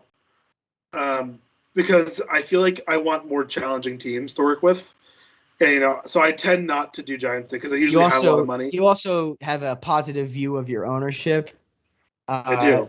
And your general manager, whereas I do not. So that's fair. So yeah. So I was doing a giant save, and I had just come off back-to-back years of losing in the NLCS. Ooh. And like it was like super cool. The ownership was like, that's fine. Like that's okay. You made it there. Yeah, exactly. Like the win it all like goal where it's like you did your best. Yeah. You did your best. And I'm like, yes. I appreciate that. And then like the next year, they slashed my budget. And I'm like, okay, I can make this work. And then I make the playoffs as a wild card and lose in the wild card game. I'm like, well, that sucks. And they slashed my budget again. I'm like, cool, this isn't getting easier. And at that point, I'm like, it was like mid-season. My team like was just major underperforming. Like I had a lot of talent, and we were like 20 games under 500. Gross. Yeah, and so I quit. Oh, you did mid-season? I just quit mid-season. Oh, that's dope. No, I always give it to the end of the year. I quit out of spite. That's so funny you did that. Yeah, I was just curious. Because I was curious. I'm like, what would happen if I quit? So I did. I straight up just quit mid-season. And then, like, I was unemployed. And then so I skipped the next day. I have offers from every other team to be the manager and GM. And so I take the Rockies job because they were jostling for first with the Dodgers. I acquired a couple of players from the Giants that I liked a lot. And that's so rude. That's so only like one or two. And then I went on and won the World Series that next year because the Rockies are like, yeah, you have all the money you want. I'm like, cool. No, it's funny too because you no, it's so funny. It's so funny. Like you say, oh, I don't do giant saves every year. OTP first save, St. Louis Cardinals, because it's so cathartic to go. Watch me move all this dead money and like admit and like not be vain about the poor decision makings of this front office. Like I'm gonna dump. I could do it better. I'm gonna dump Miles Michaelis on Baltimore and eat 75% of this contract for like Paul Fry, and that's okay. Like, oh, that's why. And then I always end up picking a team that is usually bad and rolling with it. Like, oh my god, man, my 2021 Orioles save was nuts. I had a 2020 or 2021 A's save that I won like 4 World Series in a span of like 8 years. Dude, I had an Orioles save where I had like 9 World Series in like a 14-year span. It was ridiculous. Like, I don't know what it was. Like, our team would always like, OOTP loves to do this where like my teams would go like, they win like 93 games and then they would go down 2-0 in the division series. Mm-hmm. And then like, I don't know what it was, but OOTP would just be like, oh, you're now going to win every game in the playoffs like 15-7. Like, I would just rattle off wins. I don't know what it was, but our team loved to get pushed to the edge. Oh yeah, it's man, I love just so I usually like I don't play a ton of like the actual games, like where I'm actually neither do I. I usually let it go. I do it in the playoffs a lot because I'm like at that point I'm like I want to win, and so or if it's like really close near the end, I'm like okay. Let me do some actual managing here. But even then, I'm not the best manager. I'll make some mistakes. What are you a criminal offender of? I think everyone that plays OTP as an in-game manager is a criminal offender of one thing. What's your criminal offense? I let my starters go too long. Me too. Yeah, it's the same thing. Dude, like. But because to me though, we've talked about this before. Like I love an Adam Wainwright type of pitcher that like oh yeah, they're at 104 pitches and it's about to be the 8th inning and it's a 2-0 game. Yeah, leave him in. Like, yeah, I do the same. And then you fast forward until until runners are in scoring position and it's 5-2 and you're like, what happened? Yeah, what has happened here? Oh. I did that once where I was up 8-0 in the 7th inning. And my starter was at like 75 pitches. And I'm like, oh, he should be perfectly fine. Runner in the scoring position, it is 6-8. And I'm like, what? And I get someone up immediately and visit the mound so they have like time to warm up. I'm like, yeah, you're done, bud. You're getting pulled. Dude, do you want to hear something I did recently during a playoff game? This was so risky. It was a 17-inning game. You're gonna enjoy this. I got the dub. 17 innings. 17 innings, dude. Playoff game. Who do you think got the save for my team? I'll tell you straight. It's not a pitcher. I had to pitch a position player. Is it Yachty? It was Benji throwing to Yachty. It was Benji throwing to Yachty in the 17th inning of a playoff game. That's big Stevie Wilkerson energy. Dude, it was awesome. Like, can you imagine how sick that would be in real life? And imagine if 2 baseball siblings, like imagine like the Romines. Yeah, I was say the Romines. Yeah, but like in like a playoff, like I'm pretty sure it's like elimination game. I was losing in that series like 2-1. Like I was facing elimination, and I had to huck Benji Molina out on the mound. That's crazy. Oh, it's funny. So Yusmeiro Petit's coming in for the A's. I was about to as you brought that up, like it reminds me of the Giants National Series, I think 2014. Where there was a 17-inning game. I'm going to look this up like specifically, though. I'm looking up. I think it's 2014, a 17-inning Giants Nationals playoff game where 17. Sorry. Yeah, it was. I need this. 20. Yeah, 20 is 18 innings. The Giants were up 1-0. In the series, so they're taking the first game. I want the box score. Where do I find the box score? Anyway, but like it was a big deal because the Giants. It was a low scoring game, and the Giants got 2. This is what they said: 2 quality starts within the game, because Yusmeiro Petit came in and pitched 6 scoreless innings out of the bullpen. Goodness me. Also, I'm loving because it's a Kelly Green A's unis, the lovely green screen effect on top of Petit right now. Yeah. Pretty good. Okay, so here it is. The ending score was 2-1. Gross. Brandon Belt hit a go-ahead home run at the top of the 18th inning. So here, let me see. Give me the start. So Tim Hudson went 7 1/3 for the Giants. Yes, Tim Hudson was a Giant. Fun fact. A lot of people Dude, it's so funny because he pitched for you guys in the playoffs. So I remember like, what team did Tim Hudson play for? I'm like, Braves and Giants. That's like all I remember. Yeah, no, everyone forgets he's an A. He was an A. I know. I'm like, it's because too.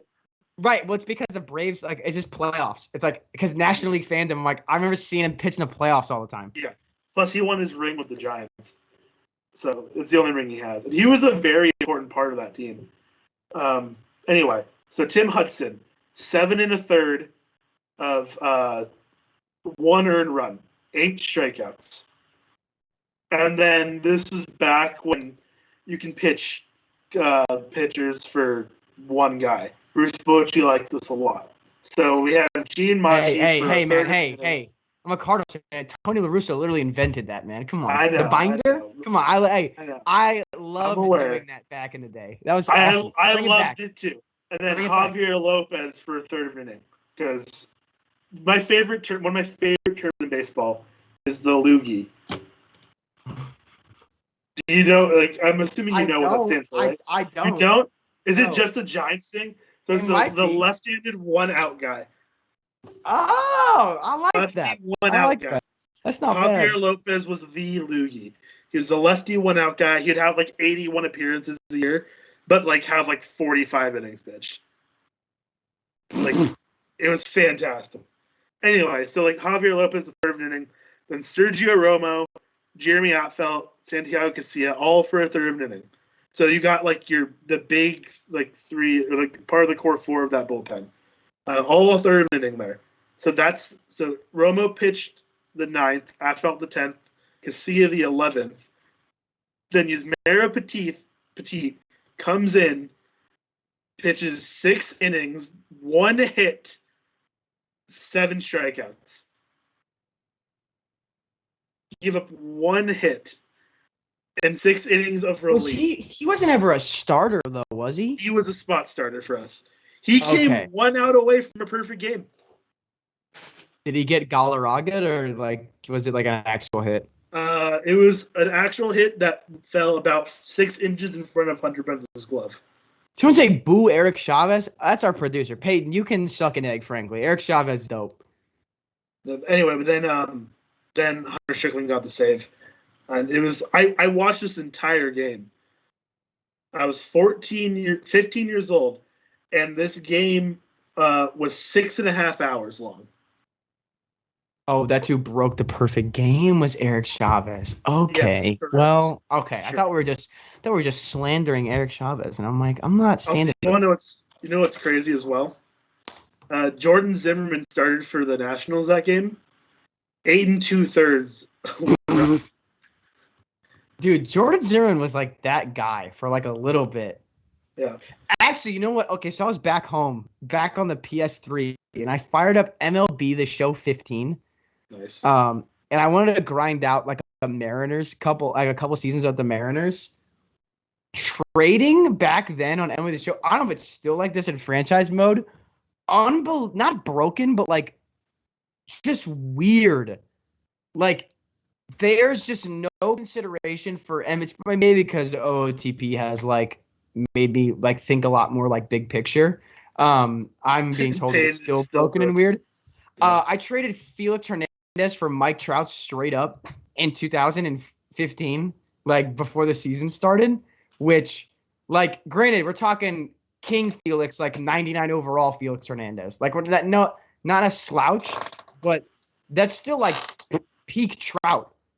Yeah. Like I signed like K-Rod off the street, and he had back-to-back like 50 save seasons for me. I remember Houston Street.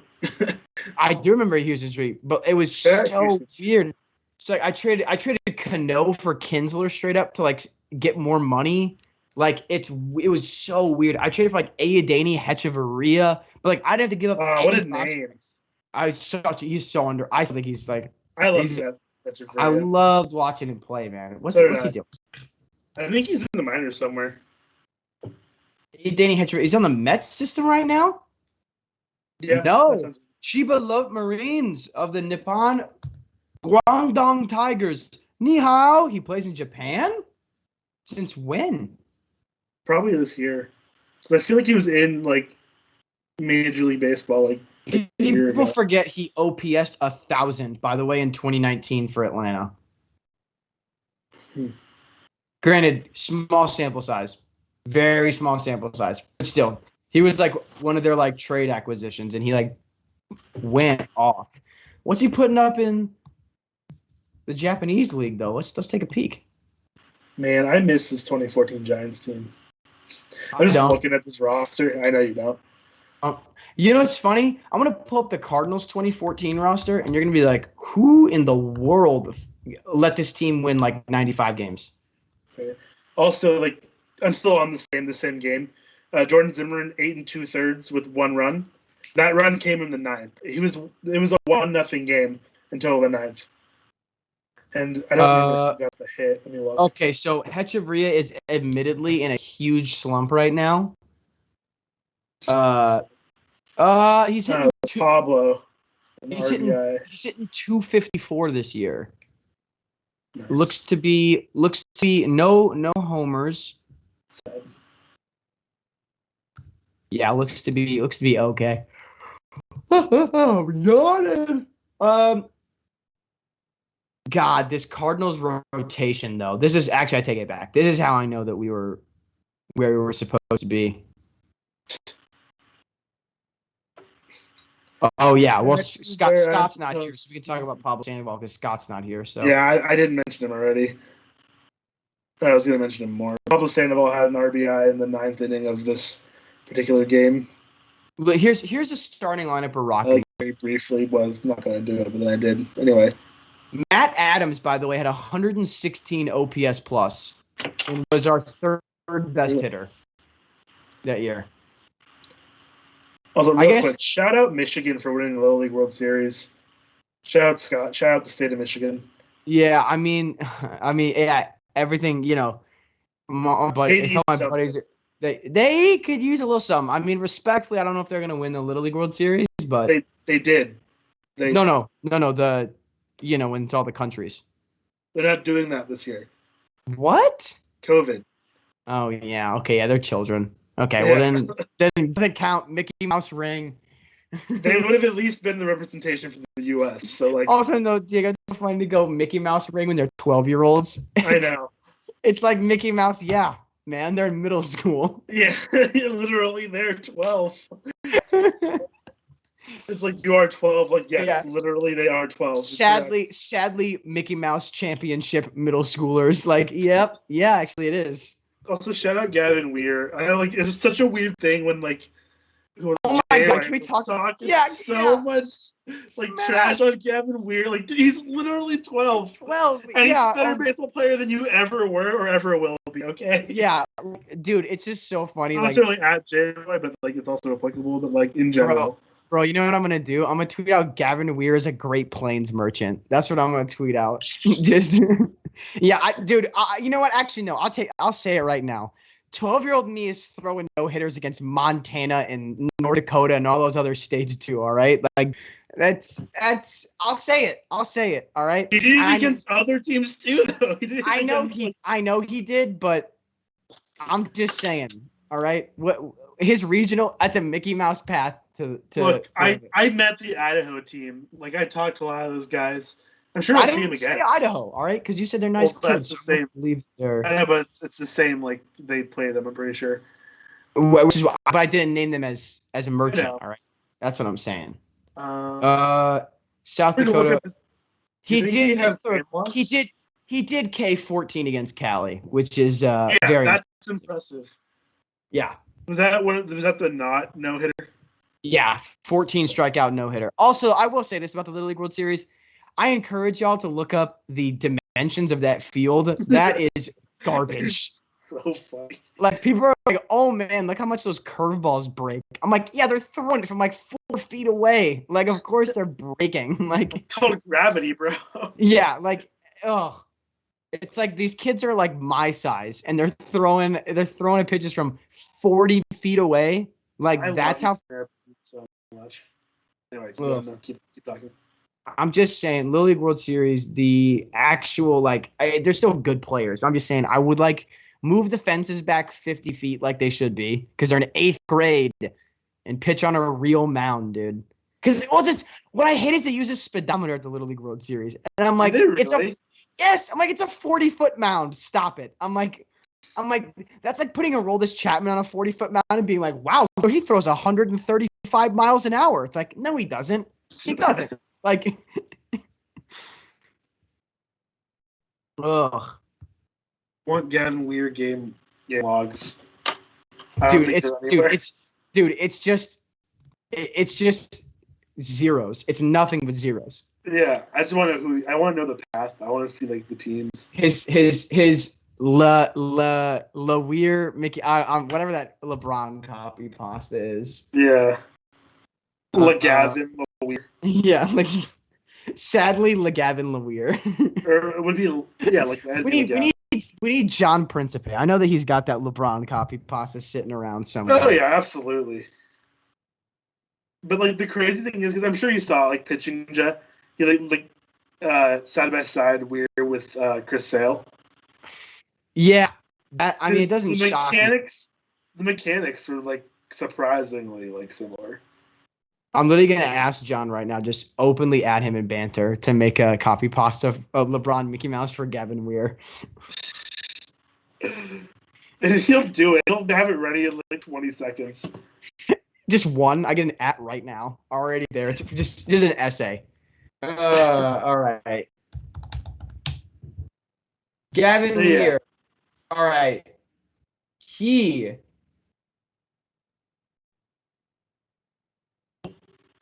You're exposed on national television. Oh, I don't want his batting line. Yeah, okay. I don't care about his batting line. Okay. Where did you find his game logs? Yeah, Game Changer has 2 of them listed, but not. Oh, yes. Yeah, I already saw that one. I'm like, that's not what I wanted, though. It wasn't. Yeah, I would give me a couple. Unfortunate times. Yeah, but still, it's insane. It's literally just zeros until you get to strikeouts. Where it's this one in particular, it's 13 and then 17 against Iowa and Nebraska. Yeah, shout out, man! Shout out Iowa. Shout out Iowa. And his first start on August 20th, 15 strikeout, 2 walk outing, over 5 2/3. District play in 8 games. Thrown 43 2/3 scoreless innings, allowing 1 hit and 114 strikeouts and 6 walks. Yep. He throws in the low. This is what I'm talking about. The youngster who throws in the low 70-mile-an-hour range, which translates roughly to the low 90s from a big league mound. What are we talking about? Yeah, it just the usage of giving me any sort of speed number, I just don't buy for Little League. It's like if they were to give exit velos. It's a metal bat. And it's a 200-foot fence. Miss me with that. There's no way. Velo 90. Yeah. Or just can you imagine that? Can you imagine some of the Little League World Series had a 110 exit velo? That'd be mind-boggling. Yeah, that'd be kind of whack. Man, the Little League World Series is so fun though. Did you know Todd Frazier won the Little League World Series? That's a baseball fact no one talks about.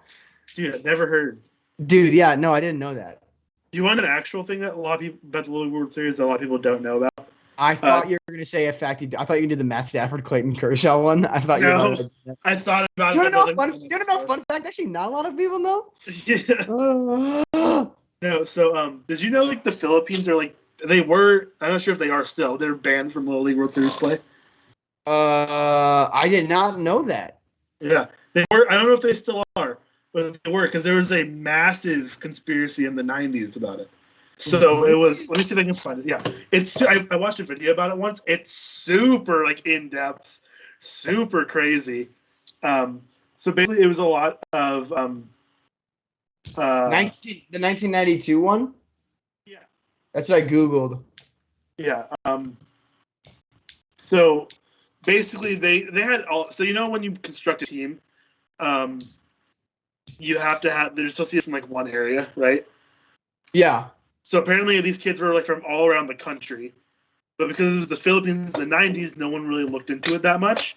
Mm-hmm. It was very surface level, so a lot of them were lying about who they were, like just not their names.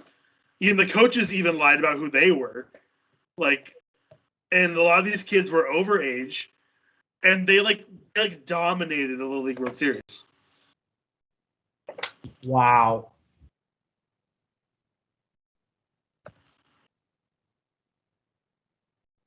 I'm gonna look up. Yeah, 1992.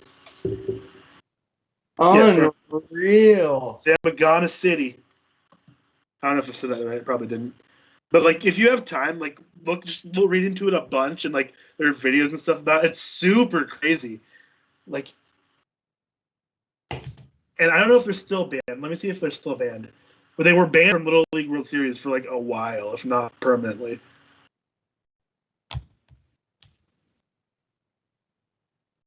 Is it a baseball doesn't exist video? I think so. So they're not in Little League. Yeah, Illinois and Chicago technically cheat a little bit. I've said this before. I said this in our Diamond Digest. Listen, no drug tests, no age checks, none of it. All right. I want to see who's drug testing 12-year-olds. No, I want to see a kid with a beard like Diego get up in the box and hit one 450 dead center. I do. That would be hilarious. Yeah, adults do be doing that. It's true. Little League World Series Far East region. Let's see. Yeah, it's baseball doesn't exist. If you have time to watch that video, I'm pretty sure that's where it is. It's like 20-something minutes. Oh my God! Did you know from 1972 to 1974, Taiwan outscored opponents in the Little League World Series 112-2? Yep, I think that was mentioned in the video I watched because it was like talking about. It gave some just general background as well. Nice. Taiwan, good to know that they were so good that we racistly banned all of Far East Asia just in one fell swoop. Yeah, but I think they've. I mean, since that's been not the case, but for a while. Wow. Yeah. Okay. Yeah. Disqualification. In an interesting postscript, Zamboanga City was disqualified from the Filipino national title the very next year in another overage player scandal. Sounds right. Honestly, look, respect to try to cheat again just the next year. Like, just get right back. Look, that's one of the most important things about life, right? You get knocked down, you get right back up, all right? You get caught for cheating, you get right back on it the next year. Straight up, just go for it again. Yeah. Wow. Yeah, it's super wild. Taiwan has 17 Little League World Series. Like, if you ask, they're insane, dude. If you asked me, like, what country do you think has the most that's not the United States, I definitely would have picked Japan. The United States aren't even top 5, I don't think. Does Mexico have more than us? That would make sense. I think it's like, Chinese Taipei, I think, has more. Really? I think so. I could be wrong. Let me look into it. Because I know Chinese Taipei was really good for a long time. I'm about to pull this up. Only 20 girls have participated total. Kind of whack. Shout out Ella Bruning. Yeah, dude. She was great behind the dish. She was fantastic. And she was a good hitter, too. Yeah, catcher's a tough spot, too. Yeah, catcher that can hit, put her in the Hall of Fame, all right? Shout out Ella Brown. I can't pronounce it. I mean, bigger shout out Monet Davis, man. She's great on the broadcast. She's really great on the broadcast, too. Last week. Oh, look, here's a list of all the girls in the tournament. Ella Bruning, I think, is how you pronounce it. When was Monet Davis? How long ago was Monet Davis? Like 2013. 2014. She wasn't the only girl that year. She was not, but she was, throwing absolute bullets. So the last, I'm just gonna read all these names because they all deserve some recognition, Yeah. So Ella Bruning from Texas this year. 2019, Maddie Frecking from Minnesota. We're gonna not say. Y'all can Google the town name on your own time. Yeah. From Minnesota, Emma March from Canada, and Monet Davis. Oh, that's why it's a fake country. That's why we didn't care. In 2014, 2013, Eliska Deshklova from the Czech Republic. I believe that's Stejklova. Yeah. Yeah. Sorry. Let my Eastern European heritage handle any of the Eastern Katie Reyes and Bryn Stonehouse. Saudi Arabia. 2009. Saudi Arabia made a Little League World Series. 2009. Yeah, I'm gonna guess that's probably a white chick whose dad works in oil who lives in Saudi Arabia, and that might be why their team made it. I don't know. 2008. Brielle Meno. It's probably Meno from Guam. Mm-hmm. Megan Sims from Kentucky and Alexandra Berlini from Canada in 2004. Merced Flores, Guam, 2003. Sano Aina from Hawaii, 2002. Yeah. Tatiana Maltseva, Russia, 2001. Alicia Hunolt. Hunolt. Yeah. Germany, 99. 98. Sayaka Tsushima. There you go. From Japan. I knew Chrissy Wendell sounded familiar. She's a gold medal. She's a not gold medal. She's a like 2-time Olympic medalist in hockey. Yeah, Chrissy Wendell. I knew that name sounded familiar as well. From Minnesota. Giselle Hardy from Saudi Arabia. Yeah, these are white kids. It's not. Yeah. Kelly Craig from Canada, 90. Victoria Brucker from San Pedro, California, in 89. Victoria Roche from Belgium in 84. 84.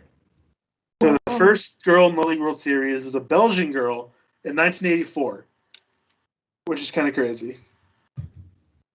Little League World Series champ. No, dude, U.S. has to be number one. I don't think they're. And they're probably not. Like 2, 3, they're probably 4, up 5, there. 6, 7, 8, 9. We won the first 10. Oh, they're number. Oh wait, hold on. Oh, they separated by state in this list. Yeah, okay. I was gonna say, I knew for a fact we had to have had that early BS. Yeah, but I mean, Asia went on a run in the 70s. Yeah. I was gonna say, what about when countries were banned because racist? I'm gonna guess the first 10 years was not racism, but just it wasn't big enough because the first couple of years it was Williamsport versus Lock Haven, and both those were in Pennsylvania. So yeah. I'm assuming that's huge.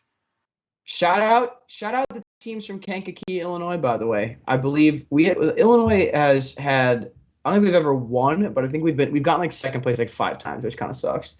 Yeah. I mean, you guys are there. That's impressive to go enough. That's facts. I mean, technically we did cheat in 2014, but who's asking? I wasn't, but I mean, I appreciate that. Yeah, so Taiwan 2017. 2017, Japan has mercy ruled. Yeah, that 2017 Japan team was insane. I remember watching that one. What's the most recent team that would have an MLB player on it? They're 12, right? So I guess 6 years. I guess 2015 would be probably 2015, 2014. Those would be guys who were in the minors, probably. I think you probably go back to 11. Or they're playing in else. 2012 was Japan. They could have guys playing in Nippon by now. Yeah, probably. Let's see. I'm gonna look it up because it gives notable players, I think. Oh my God, the final for the U.S. Championship in 2012 was 24-16. What? Wait, where is it? Oh my God, Tennessee and California. Dude. Nice. How? Nice. No notable players listed. In 2012. Damn, that's got to be embarrassing to Oregon. Losing to Uganda in the crossover game in the consolation. That's no disrespect. It's just no disrespect to Uganda, but if you were to give me $10 and say you bet on the country that invented a sport or the country that's not, I'd probably pick the country that invented the sport. I think that's a fair assessment. Wow, Man, California scored 10 runs to come back in the 6th inning that game, according to our editor. yeah, That is nuts. Who won in 2014? South Korea. I'm looking if they're. Oh, Notable baseball players in Little League. Let's see. Dusty Baker. Shut up. Robert Hassel III is an American baseball outfielder in the San Diego Padres Dude, he's organization. a top 50 prospect. That's legit. He was 8th overall in 2020 draft, and he was in the 2014. Oh, dude. You want a name? You're going to name of a guy that was like really good for like, he's like one of the greatest late round draft picks of all time that played the League World Series. Who? Jason Bay. Oh, I miss Jason Bay. Jason Bay. That is a name I have not heard in a long. Kevin Cash. Yeah, I knew Kevin Cash played. Conforto. Ed Howard was on the Jackie Robinson West team. Yeah, I was about to bring up Ed Howard. Yeah, Ed Howard was the 16th overall pick by the Cubs in 2020 as well. Wow. Phillies perennial all-star Scott Kingery, also a Little League. True. Jackie Robinson West was where were they out of? What were they? They were in Chicago, were they? Who? Jackie Robinson West. What part of the country did they come from? Like what were they were Chicago, weren't they? Yeah. The team that cheated? Yeah. They were Chicago. Yeah, they were Chicago. So Peyton, because Ed Howard was on that team. The rest of that team. Let's okay, wait. No one else notable. According to Wikipedia. Shout out Cole Wagner, by the way, via Peyton. Oh, who cares? See, this is what's crap about this. What? They got disqualified because like if they're all from the same state, it should be allowed. That's not quite how it works though in the league. I know, but that's the part that's always so dumb to me. Like, yeah, if you play under the state, like if that's how your name is represented, it's not Cook County, or I'm naming Illinois County, so you won't know what I'm talking about. But for anyone from Illinois, here's the example that will work best for you. It's not going to matter if they're from Cook or DuPage or St. Clair or LaSalle. It wouldn't matter, in my opinion. As long as they're all from the state, that's okay. Well, I mean, but then you have places like California where you have like the best teams like that combined from like LA and San Francisco and like all these major population states to create teams that are going to be better than any, like a Delaware. Like they do it the way they do for kind of like making it fair for anyone and everyone. So I get why they do it the way that they do. But it's just kind of whack. Like, I agree with that for sure. Also, what's up with the major inconsistencies on Wikipedia with all of the Little League World Series? Like, some of them list rosters, some of them don't. Based in Washington Heights. Yeah, like, dude. Also, just, if it's like 4 of the players, who are they? Like, yeah. Like, you know what I mean? And it's just like, it's not the vast majority. Let it happen. So just you know what they should do? Here's a good rule of thumb that they should be able to use. Okay, KBO allows you to have 4 like you're allowed to have 4 foreign players on a roster at max. Right. Everyone else has to be like drafted from the KBO. Like drafted by your team, or like, you know, like a KBO like original like debut. Right. Make that the rule. That way you could sprinkle in 4 players that aren't from your original team. Not from it can be like anywhere in your state, like not from your district. So if you're say you're LA County and like you make it there, you can take like 4 players from San Francisco County or whatever. Yeah. Yeah. I get that actually could work really well. I think that'd be kind of cool. Because then in terms of these TV ratings, if there's a kid who's hitting like 900 on like a terrible team, but like he's like hitting like 4 homers a game and keeping them in games, suddenly now that player's marketable. Like put Gavin Weir on, like, you know, like get Gavin Weir some help is basically what I'm describing. Yeah, honestly. But I'm sure in North Dakota there isn't much help going around. Yeah, that's fair. Yeah. Carson Wentz's 3-year-old child. Honestly, he's under the age restriction, so That's also, true. So I've always this. wondered that. There's no way you're striking out a 3-year-old. Their strike zone is too small. Unless they swing. Anyway, they're not strong enough to hold the bat. Well, if they have a bat that's appropriately sized for them, they might be. Anyway, 2011 Little League World Series, Jake Fromm was in that World Series. No way. The quarterback, now playing for the Bills, but former Georgia quarterback. Oh, I was going to say, is he on the... Oh, yeah. He's the Bills' third-string quarterback. Yes, behind... Wow, those are 3 quarterbacks that all have some colorful tweets. Josh Allen, Mitch Trubisky, and... I believe that Josh Allen's tweets are loving his homies. Trubisky's are about kissing, and Fromm's are straight up racist. So we're sort of fall off the lower down the depth chart we go there, but yeah. My favorite. So Josh Allen went to college at Wyoming, right? And I go to Boise State. So he was in the Mountain West, and so I got to see him play a few times. And my freshman year, when he actually got to see him play once, so my freshman year, I'll tell my story about Josh Allen after you then. Okay, so he was here, and I remember my freshman year, I made a lot of signs for football games, and the one I had for him, it was in the middle of. So I don't know if you remember this. So Boise State, we have a T-Dog, and it blew up for a while. Okay. Like, on like social media, like ESPN was all over it. Like, I don't know if you remember this. This is back in like 2017. I do not. Well, Boise State has a T-Dog. He actually recently passed away, Rip Cowboy Cole. But he would go and like retrieve the tee after kickoffs.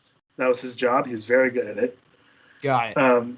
And so it was like getting super big media attention, like from ESPN, from everywhere.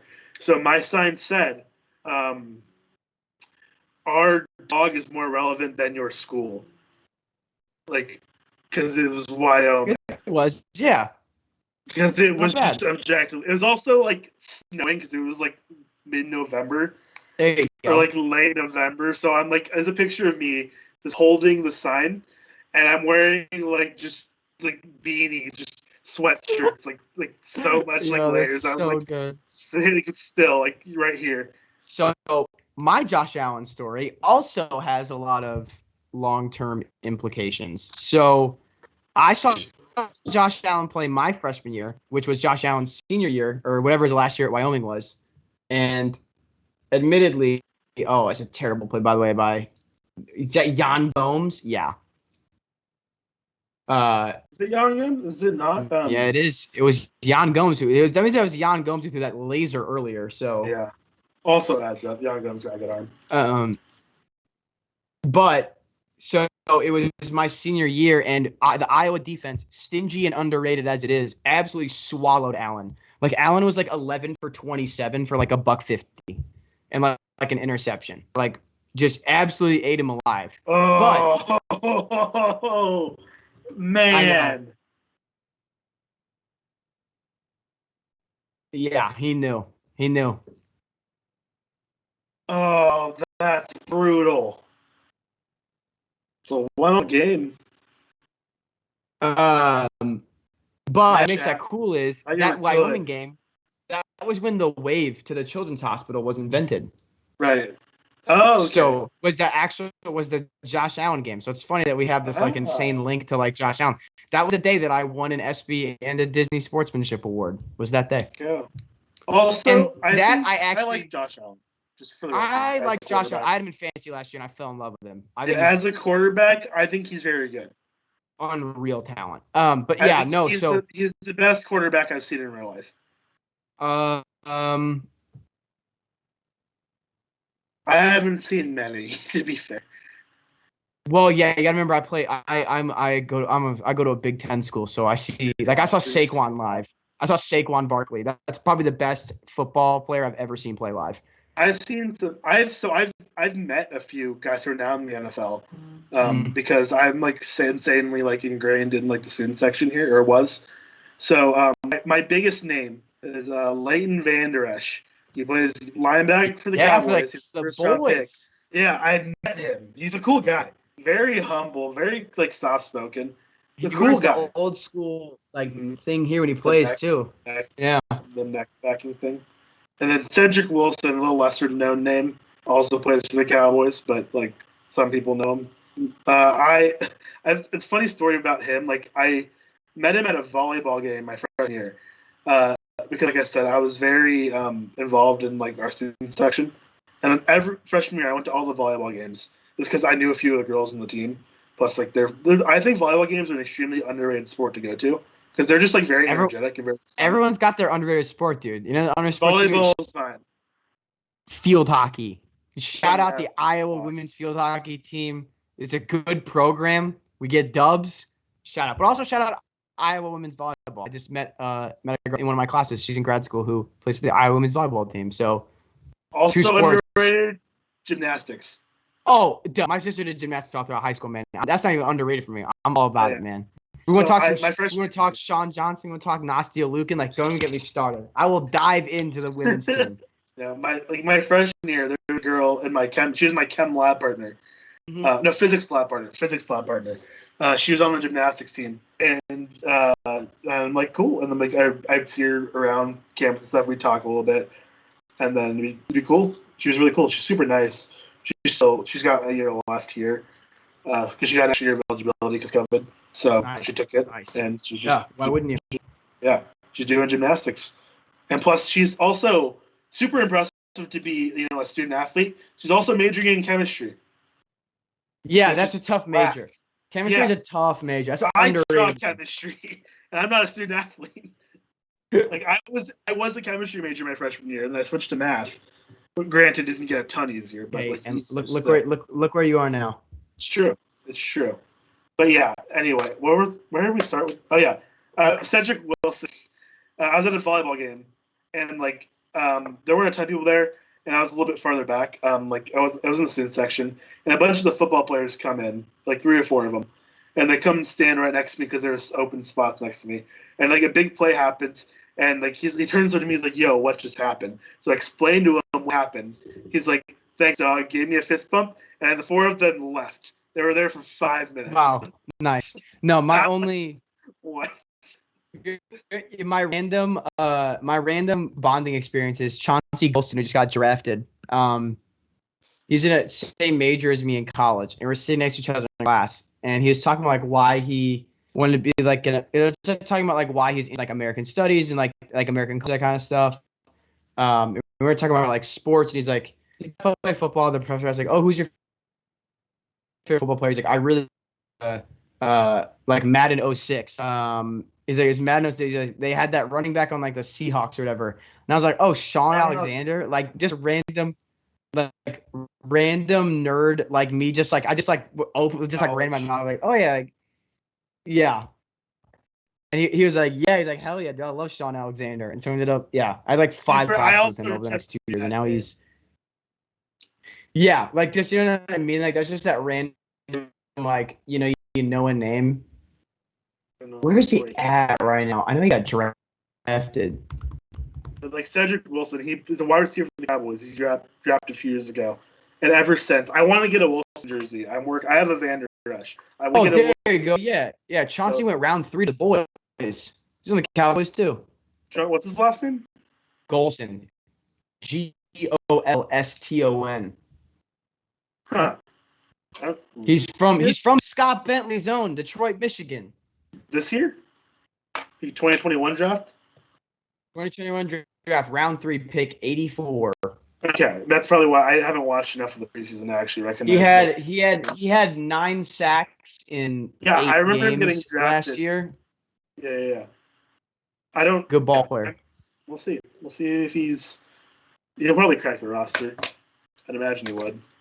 No, he definitely will. He's probably competing for a starting job. You're round 3 pick. You're looking at you're maybe starting lineup. Yeah, we've had some having with the Mets. Oh yes, there has been some the Mets Javier Baez drama. I think Javier Baez is a big fat crybaby. So when he got traded to the Mets, I was like, good luck. Good luck playing in that home stadium. Good luck, buddy. And for someone that makes I'm telling you, bro, like Javier Baez's highs are so high and his lows are so low, and that just doesn't bode well in New York. And it doesn't. It doesn't bode well in New York because it's the same thing in Philly. Like the reason why Bryce Harper doesn't get 8 alive is because Bryce Harper's low is pretty high. Yeah. Like it's like even though he's also a loudmouth, even though he's also a bit of a loudmouth, he still plays well, like all the time. Yeah. He's like earned it, quote unquote. Yeah. Quote unquote. White might be the other phrase we use as to why Harper has a little bit more forgiveness than the average athlete, but fair. Yes. I want to make that abundantly clear as well. I'm a St. Louis Cardinals fan. Javier Baez can suck it. All right, that's why I feel the way that I do. Bryant got traded to his hometown team. Yes, Bryant got traded to his hometown team. He's forgiven in my eyes. Like he's gonna go put up 5 WAR a season for the Giants, and that's fine. Like I'm gonna see him occasionally, and it'll be okay. Like I'm not. And Anthony Rizzo got done dirty by the Cubs. So like the beef I would have with any of them has been squashed. I also just always liked Rizzo a lot. Rizzo, he's a likable guy for sure. I think he is. I think he's a very likable guy. Absolutely. Also, just speaking of likable guys, what a great piece of hitting from Tony Kemp. Shout out Tony Kemp. Squaring the ball. Look at my short king out there. Where's number 5 as well? I was like, he is definitely like number. He's definitely like a solid 2 inches taller than I am. Pretty sure. No way, dude. I think he's like 5'5". Oh, I thought he was like 5'8". No, if he's 5'8", he's my size, which would be awesome. But I think he is. I think he's listed at 5'6", which means he's probably 5'5". Well, that didn't help. Fangraphs doesn't have height. He's listed at 5'7". Oh, on Baseball Reference, he's 5'6". So okay. So he's like my height. Okay. I'm also somewhere in the Elvis Andrus. Come on, dog. What do you do? Bad. Did he just pop out on a bunt attempt? Yes, he did. Boo. Also, I didn't know Tony Kemp played for 5 teams. Yeah, because he is eternally employable. His skill set's eternally employable. He can play the infield and the outfield at above major league level, like above replacement level, and he's like a total spark plug clubhouse guy. Like, true. I Cardinals, snap him up, baby. Snap him up. Well, he's not a free agent until 2024, so might have to wait a little bit. Yeah, he's OPS in 115. OPS plusing 15 this year. So I think so. To provide a little more nuance, we're talking about the booing situation. Oh, right. I want to provide a little bit more context. I think we were missing this piece, which makes us. I just kind of dogged on Baez, and I feel a little bad about that. They put out a statement. This is from Mr. Jet. Noted has not responded to my DM one time. Jet Passan. Okay, sorry. No, it's actually Jeff Passan. But the Mets put out a statement in which the team president said it's okay for fans to boo. It's not okay for players to mock their fans for booing, and there's going to be a team meeting about this. The Mets are a joke, man. The Mets organization is just a joke. Oh, now I'm hearing from my friends it's a soft take for the thumbs down. The thumbs What? down is fine. I think it's fine. Like, literally, it's nothing. It's genuinely funny. That's hilarious. Yeah. If I was getting booed and I just hit a double, I almost dropped the F-bomb. If I hit a double, if I'd gotten booed walking up to the plate, I'm for sure going, boo, boo. That's so funny. That's great content. Like, what? The Mets deserve nothing. I would argue the Mets deserve as much as the Yankees do, and that is nothing. The Yankees deserve absolutely nothing. Nothing, I say. Oh, no, 100%. Joey Lozano. I refuse to learn how to actually pronounce his name. Oh, sorry. Welcome back to Diamond Digest ASMR. Today we'll be talking about how Joey Gallo needs to control his IBS during post-game conferences and how he needs to grow his beard back out. Dude, have you not seen that clip? No. He busts ass for a good 8 seconds straight during a post-game Zoom. It's nice. That's funny. The Yankees deserve nothing, and I stand by that take forever and always. Yeah. Bro, I'm sorry. This is one friend of mine saying this. It's dumb and soft. You're a professional athlete. Yeah, it's so funny.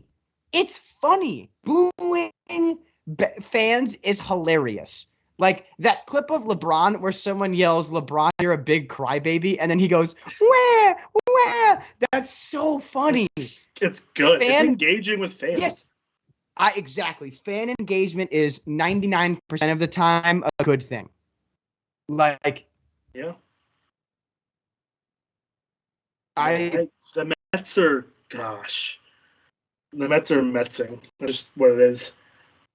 Yeah, as they should be. They stink.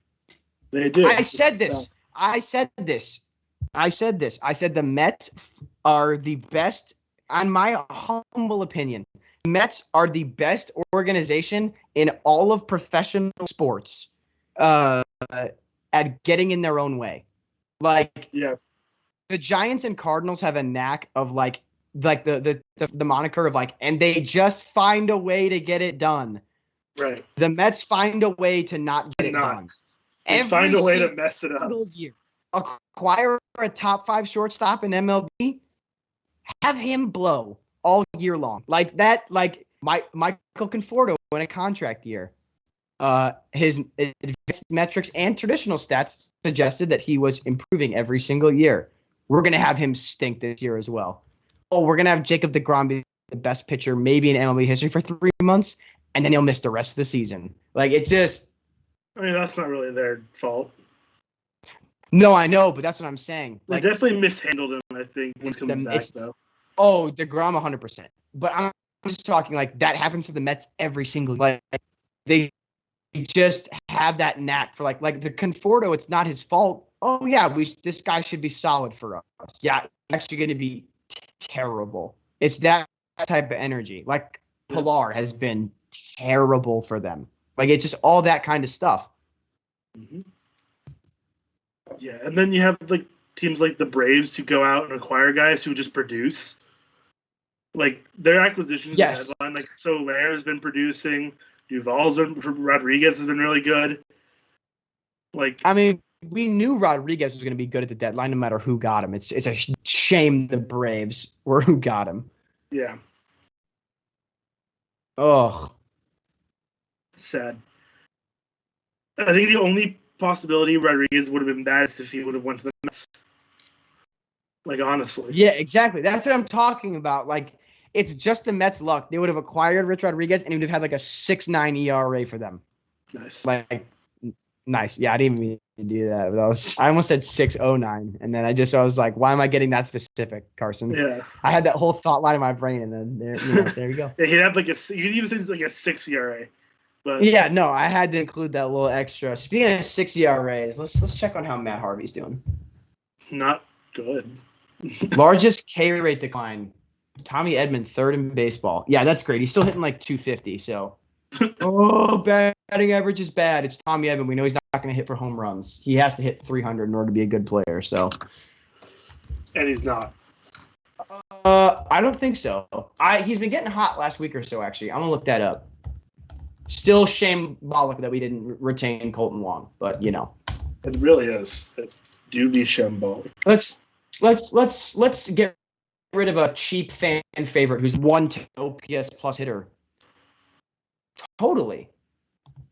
Like even in his bad years, he was like a 90 WRC plus guy, but with Gold Glove defense. Like that. Also, Peyton, I want to point out really quick. Lasagna just threw a 100-mile-per-hour fastball. That's for trivia. Or not just, he did recent, but. So, respectfully, Mr. Tommy Edman does have 1.7 more on the year, 126 games. Like, that's fine. But he has a 94 WRC plus. So, meanwhile, Colton Wong, in 89 games, has 2.6 WAR and a 117 WRC plus. Let's take a look at old Matty Harvey. All right. I'm gonna give Matt Harvey some slack. I also root for Matt Harvey because he got Metsed and like I don't know. I root for him to pitch well. He has a 6.18 ERA. What do you think his FIP is? If you had to guess. What's his ERA? 6.18. What's his FIP? 6.18. I'm gonna guess like a 4.47. 4.57. Really? Yeah. I was that close. Yeah, you were that close. But also, Nice. like if Matt Harvey had a 4.5 ERA this year, I think everyone would be like, yeah. Oh yeah, absolutely. Let's take a look at this advanced metrics. His home run to fly ball rate is the best it's been since 2016. His ground ball rate, well, that's the thing. It's just unlucky. It's left on base. His BABIP is like way high. That's not on him. Home run rate, best it's been since 2017. Walks per 9, best it's been since like 2017. Someone's gonna give him a shot next year. Yeah, they have to. Like honestly, probably Baltimore. It was $1 million. Like, no reason not to, honestly. He's not been bad. He has not been bad by any stretch. I can see like a Seattle giving him a shot. Yeah. They're too good to probably take a chance on him. Well, I feel like they'd bring him in for like, you know, the off season and then not actually use him at all. Like he'd be let go before the season started. You know who I want Seattle to give a look to next year? Felix. At least give him a spring training invite. It's fair. Because he's a free agent right now. It just doesn't feel right. If they're like, yeah. I remember because he signed with the Braves before COVID. Yes. And I thought he was going to make that roster. Then he opted out. He opted out, and then Baltimore, he got hurt. Yeah. Like, he should be playing somewhere. Oh my God! Someone said that the Mets should collectively give a standing O when next time Baez strikes out instead of booing him. That's so funny. Oh, that'd be so good. That would honestly, like, when people talk about like booing like hometown players and stuff, like, dude, it's worse if they cheer when you mess up. Yeah. That would be so much more. Oh, that'd be devastating. Oh yeah. 100%. That'd be. Just imagine, just like you strike out with the bases loaded, bottom 9, and then everyone starts cheering. Oh man, that would hurt. I would do it. Oh my God. Would do. How have the Mets done this? Like, you know what's even better about this? The Mets doing this. This is just like Baez is gone now. He's not re-signing with you. You have No, not a fumbled. chance. You just extended Lindor and gave him all that money. So clearly you're committed to him being your long-term guy and all that. And you trade for his friend. Great move. And then you decide to immediately alienate him less than a month in. How dumb are this? Is what I'm talking about, Diego. The Mets find a way. They find a way. I think the funniest part about it is like the fan base can be like, "Why isn't he going to resign?" Oh no, they 100% will be. Yeah, they're going to be. Who wouldn't want to live? Who wouldn't want to live in New York when he goes and signs with the Tigers? They're gonna like shit all over Detroit, and it's like that's not. I'm like, y'all just missed the point of like why. Yeah. Man, Detroit's gonna be good next year. Yeah, dude, that AJ Hinch quotes. AL Central should be nervous, man. That quote of him being like, "Listen, we're gonna go get people." So you know what I think they're gonna get? Actually, ready? I think they're gonna get Verlander and Scherzer. I could see it, but also like I think they're gonna do that. What would that make their rotation? It'd be like Scherzer, Manning, Scherzer. Well, Mize. Verlander is obviously pitching one. It'd be Verlander, Scherzer. No. Mize. Scherzer's pitching one. Dude, it's the Tigers. At opening day, Verlander's the opening day starter. Yes, okay, that's fair. Playoffs, Scherzer's probably, but Justin Verlander's pitching opening day. Yeah, Justin Verlander. Like that, you gotta. Yeah, like honestly, it's really funny because Flaherty's been the opening day starter for the Cardinals. He was in 19, 20, and this year.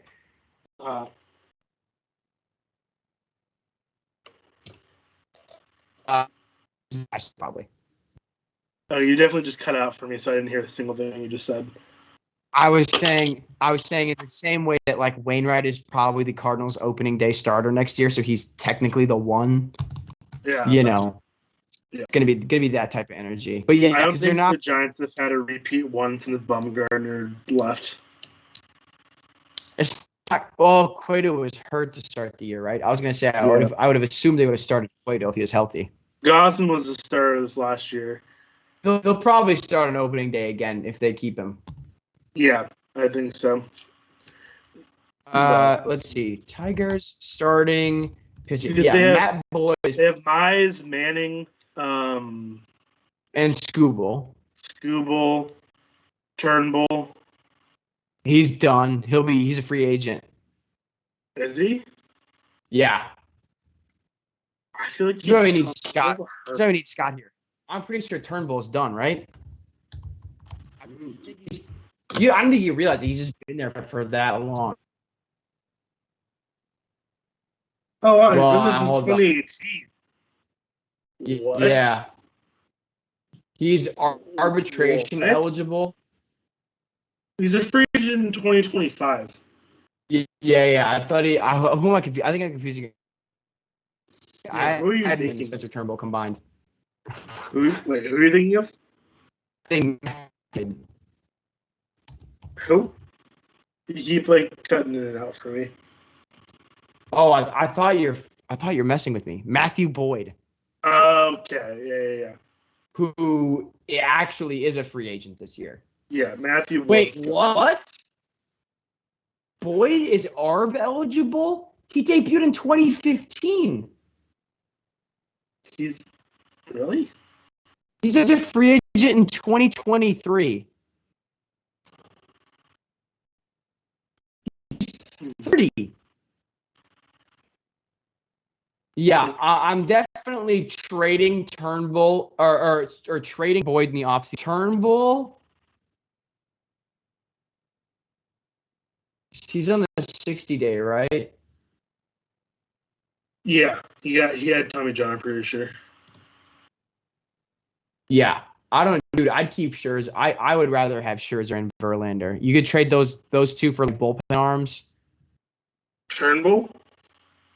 Turnbull and Boyd. Yeah, I'd trade them both. Interesting. I don't think Scott would love that. I know Scott would love to have Verlander back, and I know, but Scott I don't would not think complain if he had Max Scherzer. I know, but he's a Turnbull believer. Let's see. Because let's see. So if they get Scherzer and Verlander back, I think that rotation ends up being opening day, like day one. Everyone's healthy opening day. It's Verlander, Scherzer, Mize, Manning, Skubal. Right. Yeah. Maybe Mize, Skubal, Manning, but like either way, that's the rotation. Yes. That's a pretty good 1 to 5. And honestly, if you want, definitely trade Boyd. I think because but Turnbull, you can put him in the bullpen then, and then that way you have him as the if somebody gets hurt, he's there. Don't trade Turnbull. Just put him as your and he can be a multi-inning guy for you. It's funny. I had a save of or an 8 or what was it? An A's save, yeah. I think it was A's. I traded for Skubal, and he became an elite closer. Like I moved into the bullpen. Yeah, I moved into the bullpen, and he just stopped giving up hits. Like he had like a 4 WAR. I know it's pitcher WAR and also OTP. Like a 4 WAR year out of the bullpen. No, dude. Yeah, you don't know a nuts year that I'm talking about like OTP stuff. The Cardinals say that I did. Johan Santana became a closer in like his late 20s, and I picked him up. Dude went on a 5-year item for 5 years as an all-star every single year as my setup guy. Nice. Like he was going every year. I'm not kidding. He was going every year. He would end up like 11-3 with like a 1.08 ERA with like 9 saves. Like I don't know. Like dude was just invincible as a reliever. Like he still ended up like I think with me he had like 50 career wins or something like that, which for a setup man is absurd. That just means like your starters didn't get a lot of wins. Yeah, but that also means your offense also like to win late. Yeah, exactly. You know what that is? That's clutch gene, baby. Were you the Mariners? Yes. That team's so fun to watch. OOTP, I need that factored in. I need fun differential factored into the OOTP engine. That's honestly, what'd be dope about that is if you built like your team clubhouse around like pranksters and like spark plugs, OOTP could like factor in like your your fun potential or whatever, and just like have you win a couple extra games a year, just like because you're fun. Yeah. Like, oh, blank reached on an error and like scored the run in the 14th inning. Like you won 3-2, and it's like, yeah. That's Mariners. That's Mariners baseball right there. Oh yeah, fun differential, baby. Would you like a good fun differential? I really want one of those shirts that say fun differential. You know what we should do? Here's what we can do.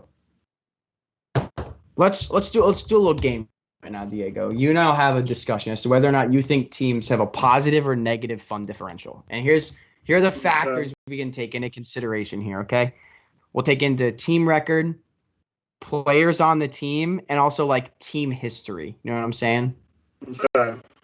Like I feel like also like real quick before you keep going. So you know how they actually put fun differential on the baseball for the Mariners? So I just looked up real quick. If you click on it, it links you to a tweet that just says, "Are you serious?" Cervais mentioned they had a -9 run differential on the road trip and a +90 fun differential.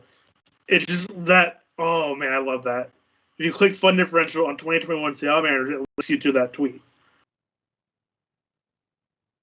Unbelievable they did that.